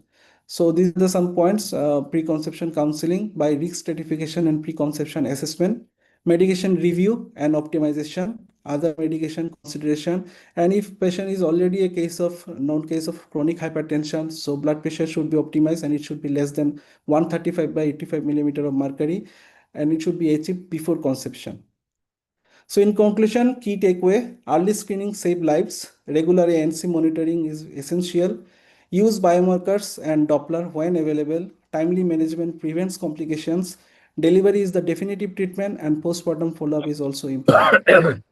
Thank you, and this is the Fogsi Gestosis ICOG, Good Clinical Practice Recommendation, 3rd edition 2026. Thank you, Dr. Arindam, for that extremely elaborate, exhaustive, and very, very informative talk on HDP. You covered an entire gestosis conference in one talk. And over to chairpersons for their expert inputs, Dr. Utpal Das, Dr. Nilutparna Madam, Dr. Hemangada.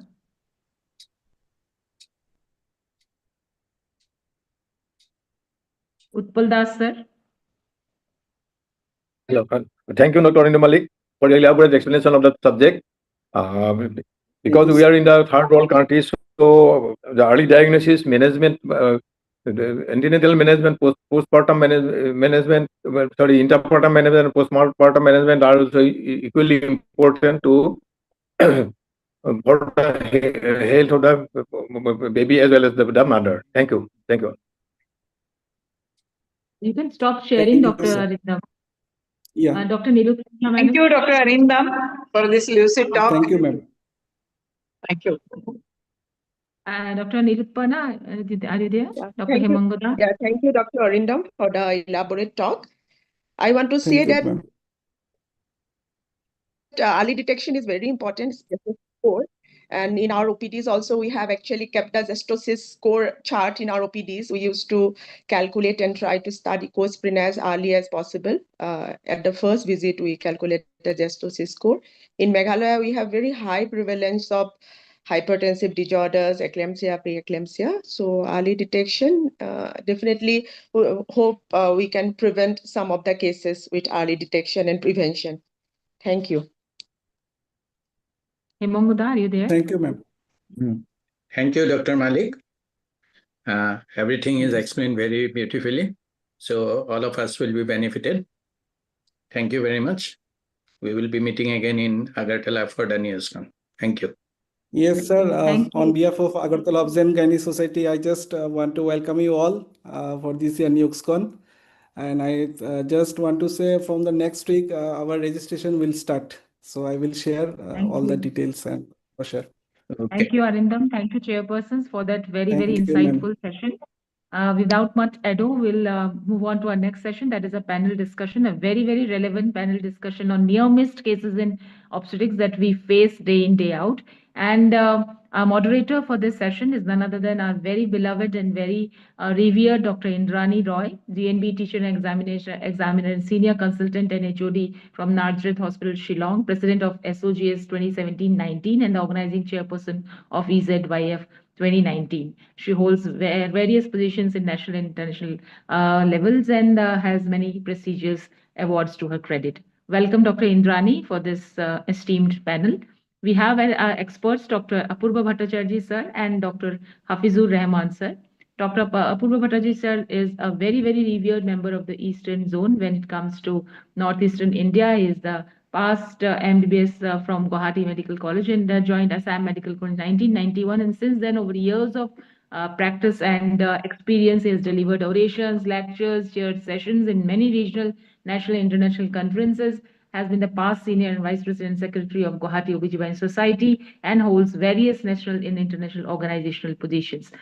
So we are so very honored to have you amongst us, Dr. Apupur Bhattacharya as our expert, and Dr. Hafizur Rahman, this past governing council member of ICOG, as well as the present secretary of the Sikkim OBGYN Society. He is unable to log in because of certain reasons. If he's there, he'll be around.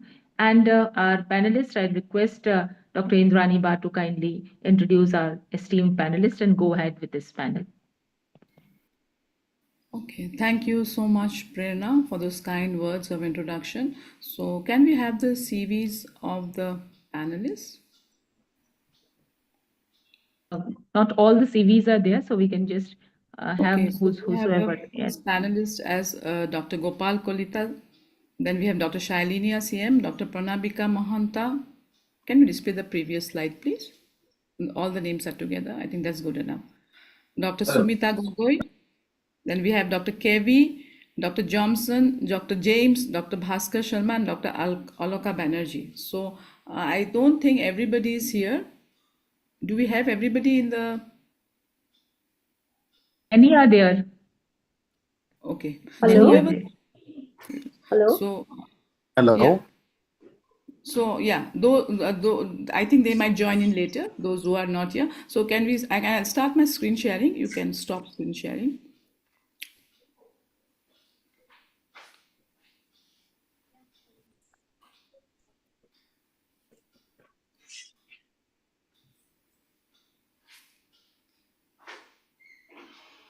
The slides are visible? Yes. Yes, Much.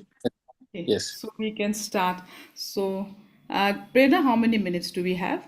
And You have, see, we had 45 minutes, so you can go yeah, ahead. so anytime you feel like I'm going too long or it's stretching, you can always tell to stop. Okay. That is completely at your discretion. No, because you're the convener, so I better tell. So if I exceed the time, you can always tell, I will stop. Okay. What happened? The slides are not moving. Just hold on, why the slides are not moving? I don't know. I'll just stop share and Stop and again. share again. Yeah, I don't know why the slides are not sharing. Means it's sharing, but I don't know, it's not moving.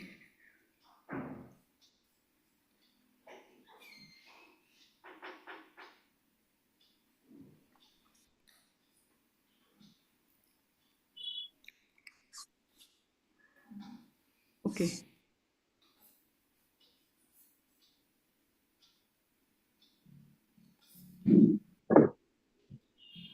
Still not moving? Yeah, it's moving. Yeah, it's moving. So that's the scenario of a near miss case. I'm just putting a picture here. So, so there's a term near miss and severe acute maternal morbidity, that is SAM, and these are almost synonymous, both of them. So what is the difference? A woman who nearly died but survived a complication that occurred during pregnancy or childbirth or within the 42 days of termination of pregnancy. That is the WHO definition of a near miss. And what is severe acute maternal morbidities, that is SAM cases, are those in which women suffered from life-threatening complications and who survived with good fortune and good hospital care.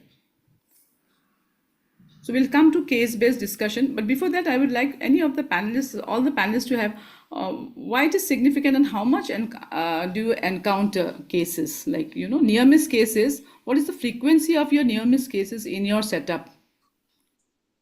To all the panelists, like anybody can take. Yes. Yes, Pranabika. Yeah. Yeah. We get a lot of cases in medical college. So every near miss actually teaches us a lesson, and Yes. and we get this accomplishment also that we have saved her. And most of the time we get very bad referred cases, and when we analyze these cases in our monthly audits, then we find out some specific causes, maybe referral, like delayed referral, and some causes are found out. And from that, we learned a lesson and It is very important actually. So that documentation is important because Yeah, unless you we are document, documenting. Yeah. We are documenting and we are also actually auditing these cases. yes, We have monthly audit. So not only maternal death audit is there, but also we have near miss audit, which is actually, I think that is very important. yeah. I think that is the message. We have to audit these cases so that we don't repeat the mistakes in the near future. So are you having any idea about the risk pyramid? Anybody? So this is a pyramid framework which emphasizes the idea that for every major accident, multiple near misses and minor incidents can occur. So Actually, yeah, can you? these cases are actually iceberg. Actually, it is an iceberg. Yes. We have encountered many near miss cases like severe PPH, ectopic pregnancy, then eclampsia. So many cases are coming from the rural areas to our hospital, but whenever we get chances to survive them, we want to give them good care, and whenever the patient received at the hospital emergency department, whenever there may be obstetrician or other emergency department, no matters, but emergency care should be given at the very beginning. So we have encountered many cases like this. Sometimes some cases are referred due to as a severe pain abdomen, but after the proper diagnosis, it was supposed to be ectopic pregnancy in shock. In acute abdomen also, sometimes patient was referred to surgeon. Then after serum metastasis or in metastasis, we got the patient as a ectopic pregnancy in a severe shock. Then we have treated her. We'll come to those laparoscopy. cases. Yes. Yeah, individual cases will come to that, Yes. Gopalda. Yes. So Yes. this is basically the pyramid which shows no that only the tip. Yeah. So it's It is tip by of the the time you reach iceberg we are getting. tip of the iceberg. Yeah. So that is what I wanted to stress upon. So we're coming to the cases now. Yeah. So I've put couple of cases. Each of you can take one case. These are very basic, simple cases, and the experts can later on put on their inputs after the case discussion. So we start with a very simple case. She's a second gravida with a previous history of C-section, last childbirth 1.5 years old, and she comes with a 7 days overdue menstruation. Her UPT was positive, and she was willing to have medical abortion pill, which was prescribed by her doctor.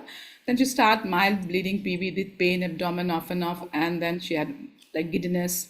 And after 6 days, she had a severe pain in the abdomen and she collapses at home. So then she's brought to the hospital. She has tachycardia, hypotension. So what next? What will be the test and what will be the differential diagnosis and investigations for this particular patient? Yeah, this patient, Indranidhi, hello. Yeah, Alaka, Can you see yes. me? Yes. Yeah, Yes, yeah, yes, yes. This patient with just 7 days overdue with pain abdomen, definitely first of all, we'll think of ruptured ectopic pregnancy. So when the patient comes to our hospital, our first, if she has not done an urine HCG, so first we'll do that to confirm whether it is pregnancy or not, because most likely this is a case of ruptured ectopic pregnancy.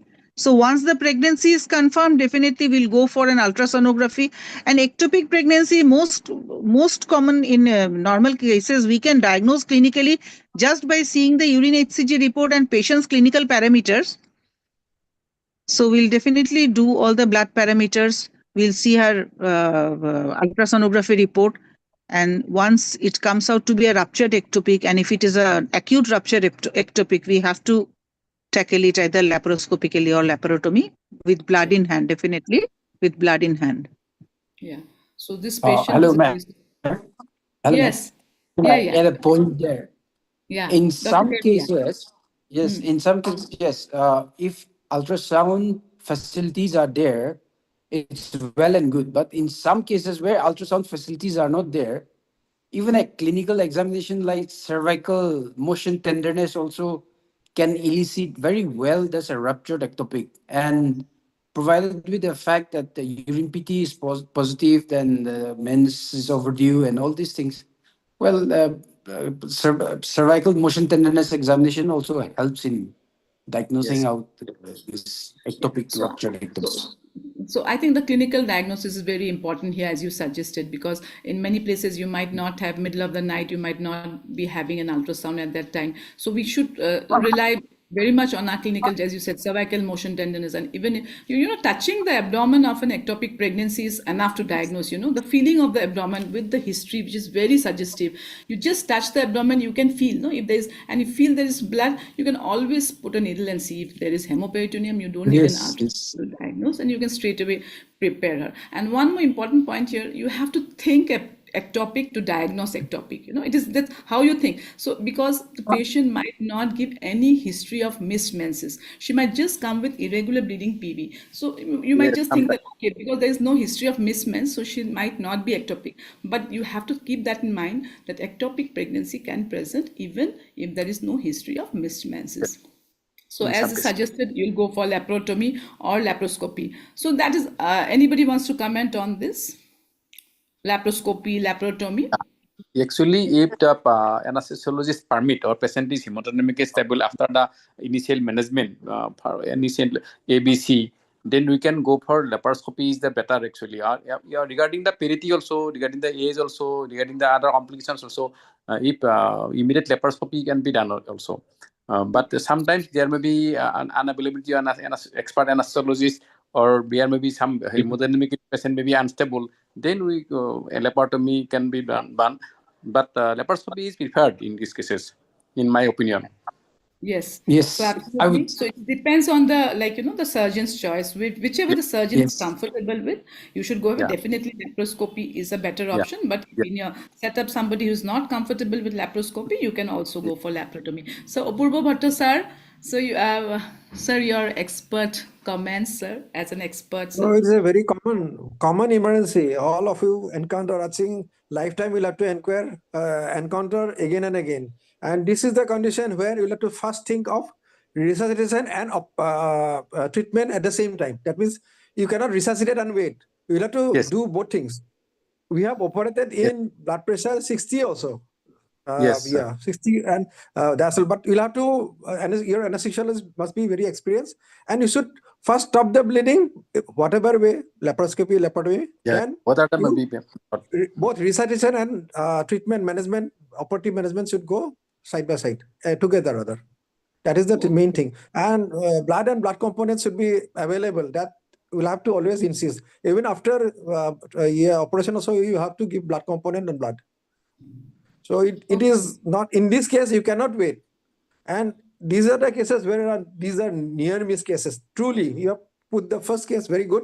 This is the really near miss cases. We have saved a lot of people, lot of patients of ectopic pregnancy in shock. In shock means blood pressure at 60 or 50.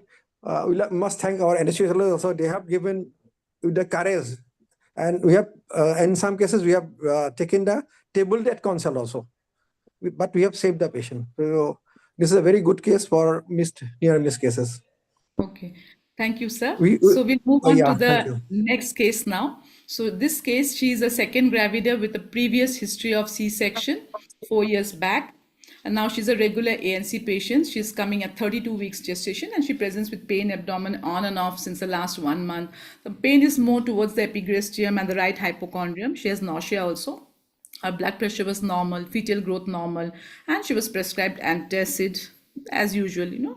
So next, anything else it comes to your mind? Anything else for this case? What else? Dr. Johnson, I can see. So can you take up this case, Dr. Johnson? So this, are you there? Yes, ma'am. I'm there. I'm here. Okay, I'm just trying to see the case. Okay, so I'll go back to the previous slide. Okay, you can see that. Yeah. She has a history of pain abdomen on and off for the last 1 month. If she doesn't have any previous history of any abruptio and all, preterm deliveries, so I don't think there is anything else I would be searching here. She's already been prescribed with antacids, and you assume that she will be okay. But now for this case, you have given us antacids, but after 5 days of visit, she again comes back to you after 5 days, and she presents with very acute pain abdomen in quite a collapsed condition with BP of 70/30. She has a confused look, generalized tenderness and rigidity, fetal heart rate not audible. So next, what are you going to do now? I would definitely do an immediate ultrasound to see if to see the status of the fetus, and if the fetus is okay, I would be suspecting it to be an abruptio. So I would immediately operate to save the life of the baby as well as the mother. Okay. So your first differential diagnosis would be an abruption. So now you're doing a Correct. resuscitation with aggressive fluid resuscitation. And the ultrasound has been done, which shows an intrauterine fetal demise. There's minimal free fluid also in the peritoneal cavity. So anybody else, any differential diagnosis for anybody else? I think So it's this a can be case of can be a case rupture. of okay. Yes, There will be one at a Silent case time, of rupture. please. Yeah, Abruption, one at a rupture, time, maybe. please. Yeah. Anybody Rupture. with a different, Dr. Johnson has said it is he's sticking to his diagnosis of abruption. Anybody else has a difference in opinion? Yeah, maybe rupture also, silent rupture. That's what. Silent rupture. Gopalda says that it might be. Anybody else has any other diagnosis in mind? Yes, it can be. So what will be the plan of management? Well, appendicitis or acute abdomen cases could be Yes. in this case. So Regarding about the other like blood picture and all, we don't know, but it could be yeah. in the acute appendicular abscess also. So you have to keep in mind, definitely abruption is one, as Dr. Johnson has said. Yes, rupture can be a second diagnosis, as Gopalda has said. But even other surgical causes has to be crossing your mind that it might be a case of appendicitis, pancreatitis, any surgical cause. So your management will depend accordingly how you go about and how you diagnose the case. Okay. So Bhatta sir, would you like to give your inputs here? Yes, this case may be obstetric cause, and this may be due to medical cause also. Obstetric cause, placenta, whatever he said is abruptio placentae, it may be Parkita also. You have said that there is free fluid, it may be a case of pancreatitis or appendicitis, but you'll have to see the bedside clotting test to rule out abruptio placentae or placenta parkita, and along with that, rupture also, silent rupture also may occur at 33 weeks. It depends upon the scar, whether the scar was previously seen. You have seen clinically about the whether scar is healthy or not. That is the thing. So these are the differential diagnosis, but most probably I think this is a medical cause, because there you are getting free fluid, and whether uterus contour is maintained or not, you have not seen. Another for the obstetric cause is that it is IUFD. IUFD is there. Yeah, it suggests it may be a case of rupture uterus also. Yes. So we Silent have to, rupture. yeah. Idea of giving this case is that you have to have a diagnosis of Everything in many your things in mind. your mind. Everything in your Yeah, mind. you have to Yeah. think all. It might be a pure Open mind, you'll have to obstetric case. evaluate. Yeah, obstetric, or it might be a non-obstetric condition. So whenever, because we as obstetricians, we only try to think that yes, obstetricians, the diagnosis, differential diagnosis is only obstetrics, but many a times it might be some other causes, surgical causes. We need to keep that in mind. Though a primary diagnosis might be abruption or a rupture, looking at the case scenario, but the differential diagnosis should be in your mind. Okay, we move on to the next case here. Okay, so now this case, she's a case of 28 years old. She's a fourth gravida para 3 with previous all normal deliveries, and she was admitted with labor pains at 37 plus 6 weeks. Her ANC profile normal, no complications in the antenatal period.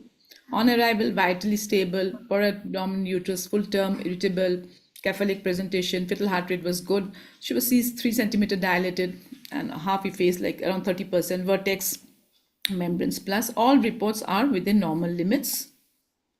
Then after 5 minutes, there's spontaneous rupture of membranes which occurred during contraction with a large gush of amniotic fluid from the vagina. So the patient reported an urge to push at that stage, and then suddenly she became confused, disoriented, she could not breathe properly. So, and immediately following this, she collapsed. So now This is when you see that she's case of unconscious, yeah, non-responsive. amniotic fluid embolism. I have got encountered this. Yes. So you see what will be the findings when you're seeing such a patient. You will have tachycardia, hypotension, SpO2 also starts fall, and there might be Krebs positive. So the likely diagnosis, as you have said, it is amniotic. So how are you going to manage this case? And what would be the differential diagnosis? I have got many cases. One patient I could not survive, save that patient. I was busy in my cesarean section in OT. next to the OT, there is a patient in second gravida. She was second gravida. She got spontaneous subserum membrane. Immediately she was collapsed. My anesthesiologist tried and tried. Then I have accompanied that patient from Nalbari to the Guwahati, because patient was a high-profile patient. But I could not survive the patient. I have accompanied the patient from Nalbari to Guwahati, good nursing home. Then also there, my obstetric colleagues also, they have also tried, but patient could not be survived. That is my rare bad experience with that patient. Sir, But many ma'am, patients, I said. I have also come across one case of amniotic yes, fluid definitely. embolism. I have also come across one case of amniotic fluid embolism in my practice. And what happened was, like, just after a per vaginal examination, the patient within 1 minute, she started having confusion, and then afterwards she collapsed. The fetal heart rate from 120, it went down to 80 within 5 minutes. So we did emergency cesarean section on the OT table itself. Her vascular, her BP and all went into shock. And again, very differentiatingly, what we notice is appearance of rashes all over her body. So immediately, at a with very high index of suspicion also, the amniotic fluid embolism, we started on Dextrona and hydrocortisone, very high dose. So ultimately, of course, we delivered a baby by CS, but we could not revive the baby. Baby has already died. But immediately after the cesarean section, we transferred her to an ICU facility, and she could survive staying in the ICU for 7 days. So very high doses of hydrocortisone or maybe dexamethasone also may have helped in this condition. This is what we thought. Thank you. This is one of the challenges, you tend to lose the mother in such cases, that in spite of how Gopalda you have said, in spite of very good resuscitation also with a good anesthetist team, sometimes you might not be able to save such a patient. Janiba, I have a experience, Yeah, very can you bad tell your experience. experience? Yeah, Nandita, yeah, yes, please tell yeah. your experience. Because Actually, at there was least a patient. one case everybody has seen, I'm sure, experienced in Yes, your yes, yes. lifetime. Actually, Apurva sir probably remember this case. She was a case of placenta parcrita. She was admitted in our hospital, and I had a planned cesarean section for her. So I had a plan for classical cesarean delivery, then hysterectomy. So she was put on general anesthesia. Patient was in anesthesia. I have just did a classical incision, take out the baby, and the patient expired. There is no bleeding. Patient is under general anesthesia. And there is no bleeding from the wound side. What happened then? They said they probably she had amniotic fluid embolism. And that is really a question till date, that how can a patient die under general anesthesia out of amniotic fluid embolism? So, sir, do you remember this case? Yes, most probably. Actually, whenever you are doing cesarean section, just after taking out the baby, you should take care of the bleeding points. At least vessels. No, there was no Previously, we bleeding. used to use green There was ammeters. no bleeding. Nowadays, you use tissue forceps. So immediately, you'll have to take care of the vessels so that there is to at least avoid or to prevent or to reduce the incidence of amniotic fluid embolism. That is the take-home message. But for vaginal delivery, it's very difficult. You'll have to treat the case, positioning, cortisone, whatever it is. Resuscitation is the main management part. We'll have to go for intubation also. ICU management. We'll have to transfer I the have a patient to ICU. question. Sir, I have the question that if the treatment of amniotic fluid embolism is intubation, how can one die in general anesthesia out of amniotic fluid embolism? This is a very The sequence of events are different in different people. I have found in Dibrugarh, one patient, somehow she survived, but she developed DIC with amniotic fluid embolism. It was a RS negative case when I was there in Dibrugarh. So it is always different in different patient. The patient may develop pulmonary embolism, patient may develop amniotic fluid embolism and suddenly die. Patient may develop again some other complications due to embolism like DIC or like that. So it is always different in different people, person. Whatever I have said, seen till now. But we'll have to try to. This is Yes, a grand gravida 4 most of these patients. So we'll have to take care of these type of patients. And whenever you do cesarean section, you should take care of the open vessels. Just catch hold of the open vessels so that reduce amount, so that the amniotic fluid cannot go to the circulation. That is the take home message for the in my case, reduce. fetal heart rate was not audible. Then anesthesiologist intubated the patient. Then after resuscitation, patient was there was no ICU in Nalbari at that time. Then I have accompanied the patient from Nalbari to Guwahati for that better management. Baby was IUD, and after 3-4 hours after reaching the hospital, patient is also died.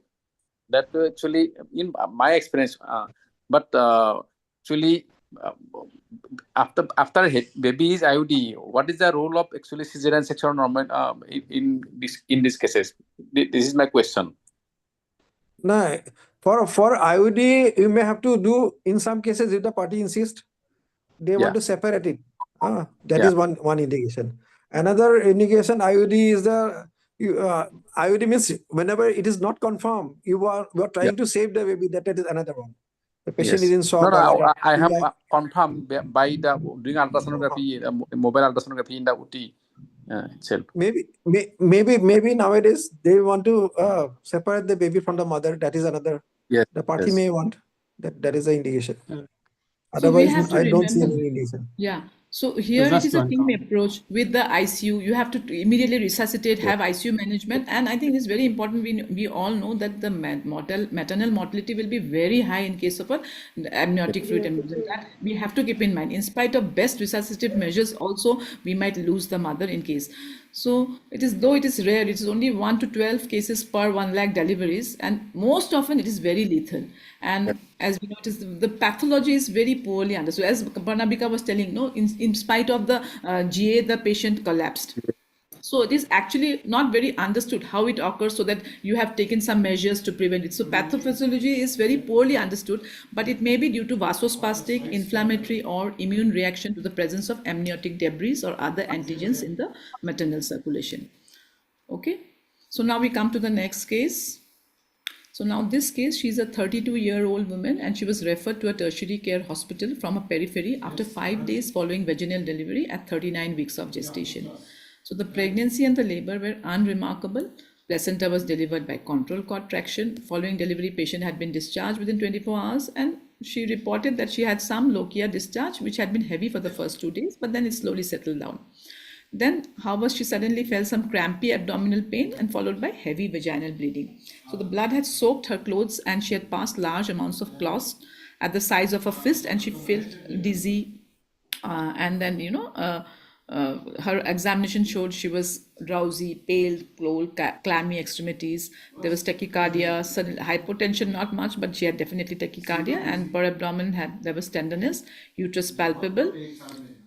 So what is your diagnosis? See, per scapulum, you can see a lot of clots in the vagina, cervix is open, episiotomicitis intact, there is no vaginal cervix, there is no trauma to the vagina cervix, her coagulation profile is normal, counts are also normal. So what is your diagnosis? Anybody can take this. What is your endometritis?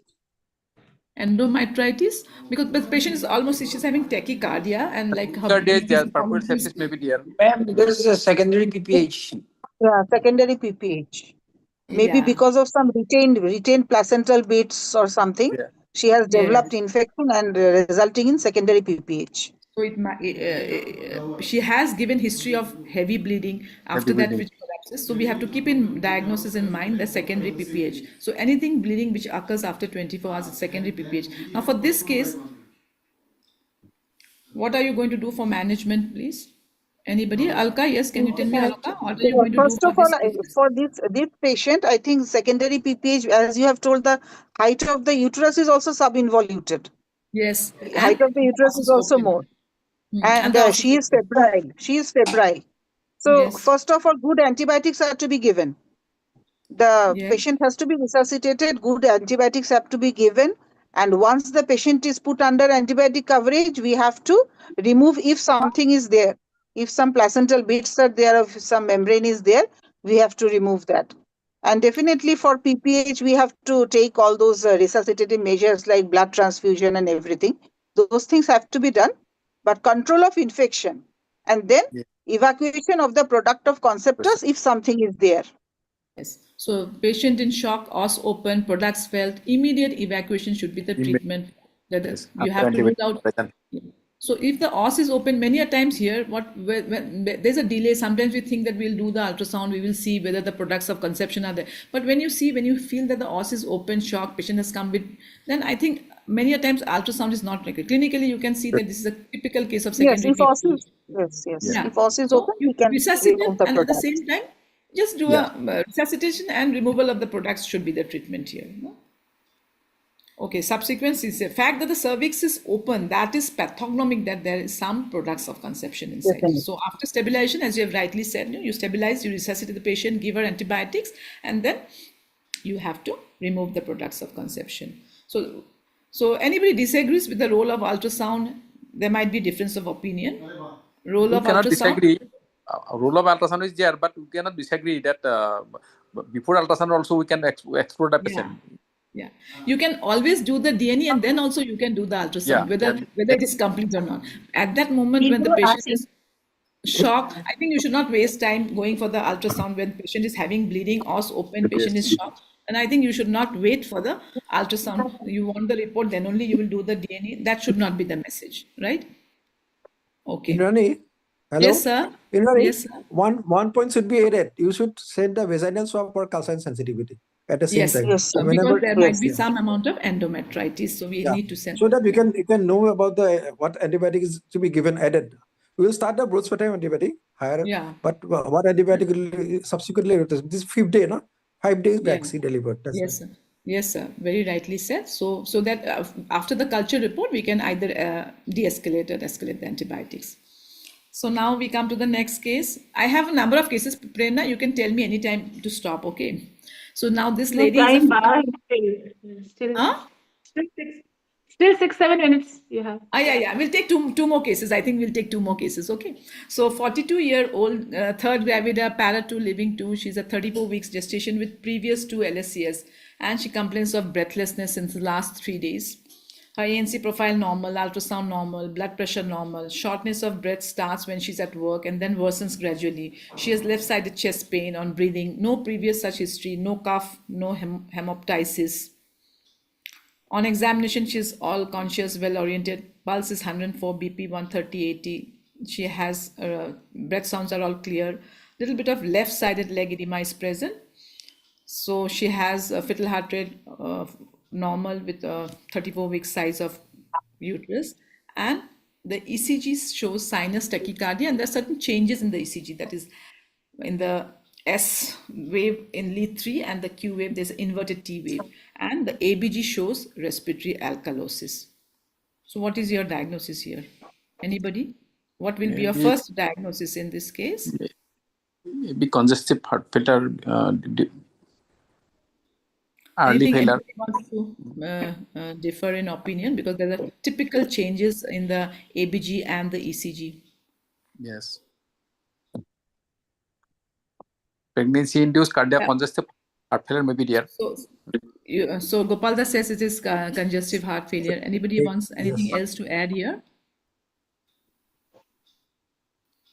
The typical changes in the ECG here. You have to keep in mind other differential diagnosis also. The pathognomic picture of ECG and ABG changes there might be certain pulmonary embolism might also be a differential diagnosis in such cases because she has shortness of breath, pleuritic chest pain, and the ECG and the ABG findings. Okay. So anybody can share any experience of pulmonary embolism, no? Like if you share your own clinical experience, it's a learning lesson. So anybody has encountered any pulmonary embolism, you can please share your experience. Yes. Yes. But pulmonary embolism we have suspected, and I referred to patient to the cardiologist.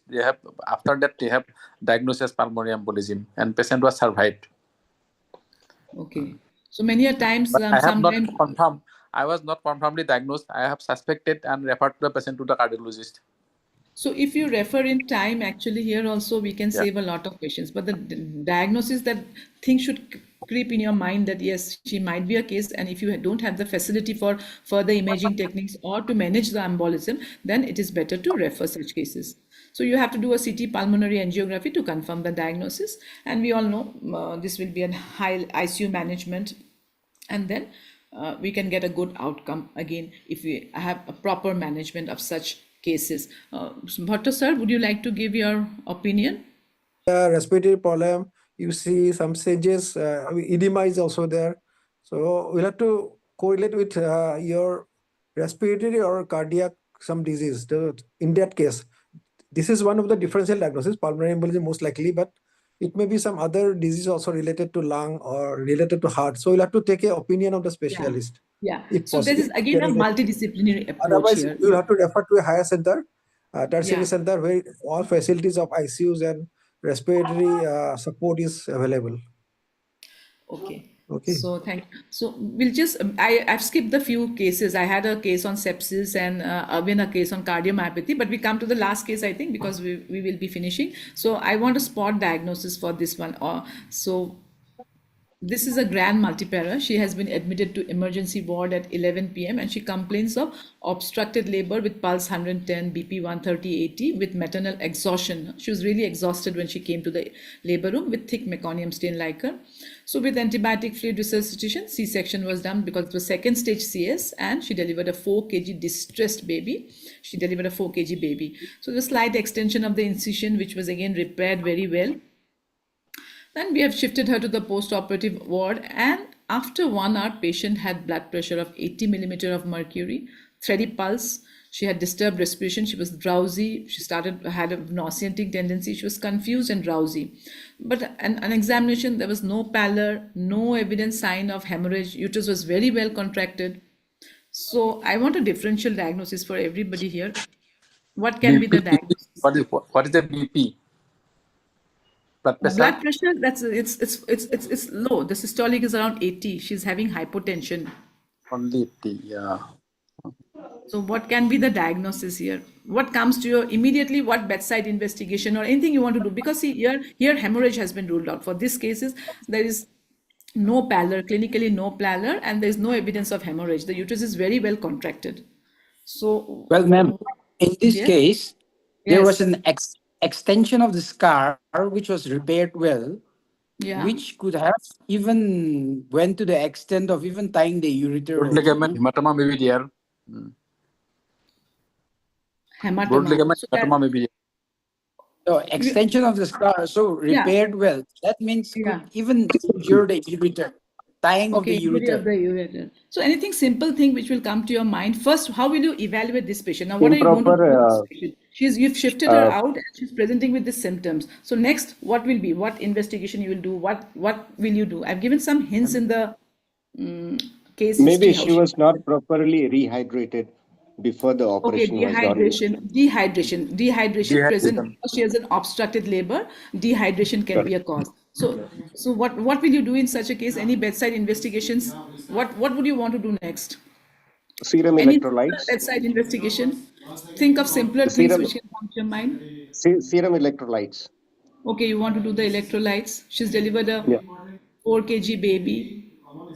Sugar, blood sugar, maybe hypoglycemic shock. Yes, so you can do your resuscitation would with be a done. simple blood sugar. You know, she was probably, we don't know, she was an unbooked case. She's come with obstructed 4 labor, kg big baby weight is baby. there. 4 kg baby. Yeah, 4 kg 4 baby. kg weight is there. So Blood sugar you is the do most just hypoglycemia. I just put this case because many a times we forget, we think of big things, and then we just a simple bedside blood sugar would put us a diagnosis. Because she's delivered big baby, post delivery, all the diabetic patients, they go into sudden hypoglycemia, which we should always remember. So that will give us a diagnosis and how we can prevent this near miss. So that put this case. Bhatta sir, would you like to give your inputs? No, you have put up such interesting case. I think it is difficult to say it is finished. You continue, I think. if Prerna allows, if I have ICOG some allows, more you can cases, sir, continue. but I thought I would like to put this This case. is a very interesting case. This is a case of very interesting. Obstructed labor. obstetric labor, she had operation, post-operatively she went to shock. Shock means blood, hypotension was there. So it may be electrolyte imbalance also, hypoglycemia also, baby is 4 kg. So we are putting 2-3 at least conditions will be there with the patients. So monitoring is the main thing. We have lost one patient in our medical college. She was shifted to, at that time beginning when we started that medical college, patient was shifted to post-operative. Patient was complaining of respiratory difficulty and oxygen was given and she was again taken to the OT. Somehow she died. So the anesthetist told that everything was okay, nothing, it was a normal case, nothing to be done. It was a pulmonary embolism. That was the diagnosis. Now the government is taking up the case and Human Rights Commission is also involved because they say that there is some lack of oxygen like that. So that patient died most probably due to amniotic fluid, but it cannot be proved. It cannot be proved, no? Just post-operative, just shift the ward. So it is like that only. Patient hypotension, main thing is the monitoring. You have to monitor pulse, blood pressure, all clinical, and sometimes electrolyte and sugar also, blood sugar. Blood sugar should have been seen before also, if possible. Yes. In intraoperative or preoperative, that should have been done. So many a time, no, our thinking will help in like, if you have lateral thinking, you think of many things, no, you will come to a You should diagnosis. think in open mind, open mind. You should have open for everything. Everything. Don't There stick was a to case- one diagnosis. Indrani ba? Yes. Yeah, Yes. there was a case, this thing happened and the diagnosis was little different. It was like patient was taken out to the post-operative area, but the drip was off. That fluid, IV fluid drip was as during shifting they switch off the drip, no? So see, the patient was under spinal anesthesia and then she was shifted to the ward and the person who has shifted has not put the drip on and the patient had collapsed in the ward and we all ran. Then suddenly we thought that abdomen is soft. Then we found out that it was post-operative hypotension because of spinal anesthesia. So that reminded me of that That case is also actually. common. High spinal is there. But Yeah, it happens in the table itself. High spinal. Post-spinal hypotension is very much important. High spinal ho pare. High spinal maybe. Yeah, So that we have patient to collapsed. keep all the diagnoses in mind so that we can save these mothers, this near miss cases. And once you yourself encounter such a case, no, you'll remember it lifetime. No, that is Yes, how we yes, learn, yes, and we yes. learn from others' experience, your own Others' experience, so yes, that we yes, can prevent such. So I think I think I can stop for today. So Excellent cases, sir. that's how we Thank have you, to Nilan visit. Indrani. And Yeah, all the thank you all panelists. my esteemed panelists. Thank you, Apurvata, for I your. should think. I should Thank thank you, Indrani. ICOG Thank you, chairman. I think Professor Silamane ma'am is there, and Dr. Yes. Pratik for bringing this to the Northeast, this virtual CME, and giving us the opportunity to meet each other. All of you are family members, no? I'm enjoying seeing your face here. So Kalpana also, Arindam also, everybody delivered beautifully, and this panel was excellent. So I said, Excellent panel, exactly, sir. ICOG team. And Chairperson Sila ma'am is doing wonderful. Once certified course also they have ran, I think, in We pregnancy. just had it infections 3 in days pregnancy back. We in the just last had week. that ICOG certificate course. We Yeah, had yeah. it 3 I think days ma'am back, is always there, or ma'am left, I think. Sheila Sheila Mani, ma'am is ma'am, there. are you there? Ma'am left, I think. No, I She's can there. see. Thank you, Prerna. Prerna, Thank thank you, you for doing everything. And Prerna, Prerna, all the best for your future Prerna, now. best wishes. Yeah. Yeah, because Thank we you. want to see you next in the next level as chairperson. Thank you. Okay. Thank you. Sheila Thank Mani, you, ma'am we is ma'am. miss there. Wonderful Shikin. panel. Hafizur is not there. Yeah, but Hafizur is Sheila not Mani, there. ma'am is still there. It's showing Sheila Mani, ma'am. Ma'am As is there, so I think. I think she's in some other webinar most probably. I'll she's just so. give her a call before concluding. I'll just. Yeah, yeah. Another webinar is going on. 2-3 webinars are going on. Prerna, Yeah, best You all wishes the from our panelists. side. Nice to see everybody ICOG again having together in a this forum. continuous webinar. Wonderful Wonderful. panel it was.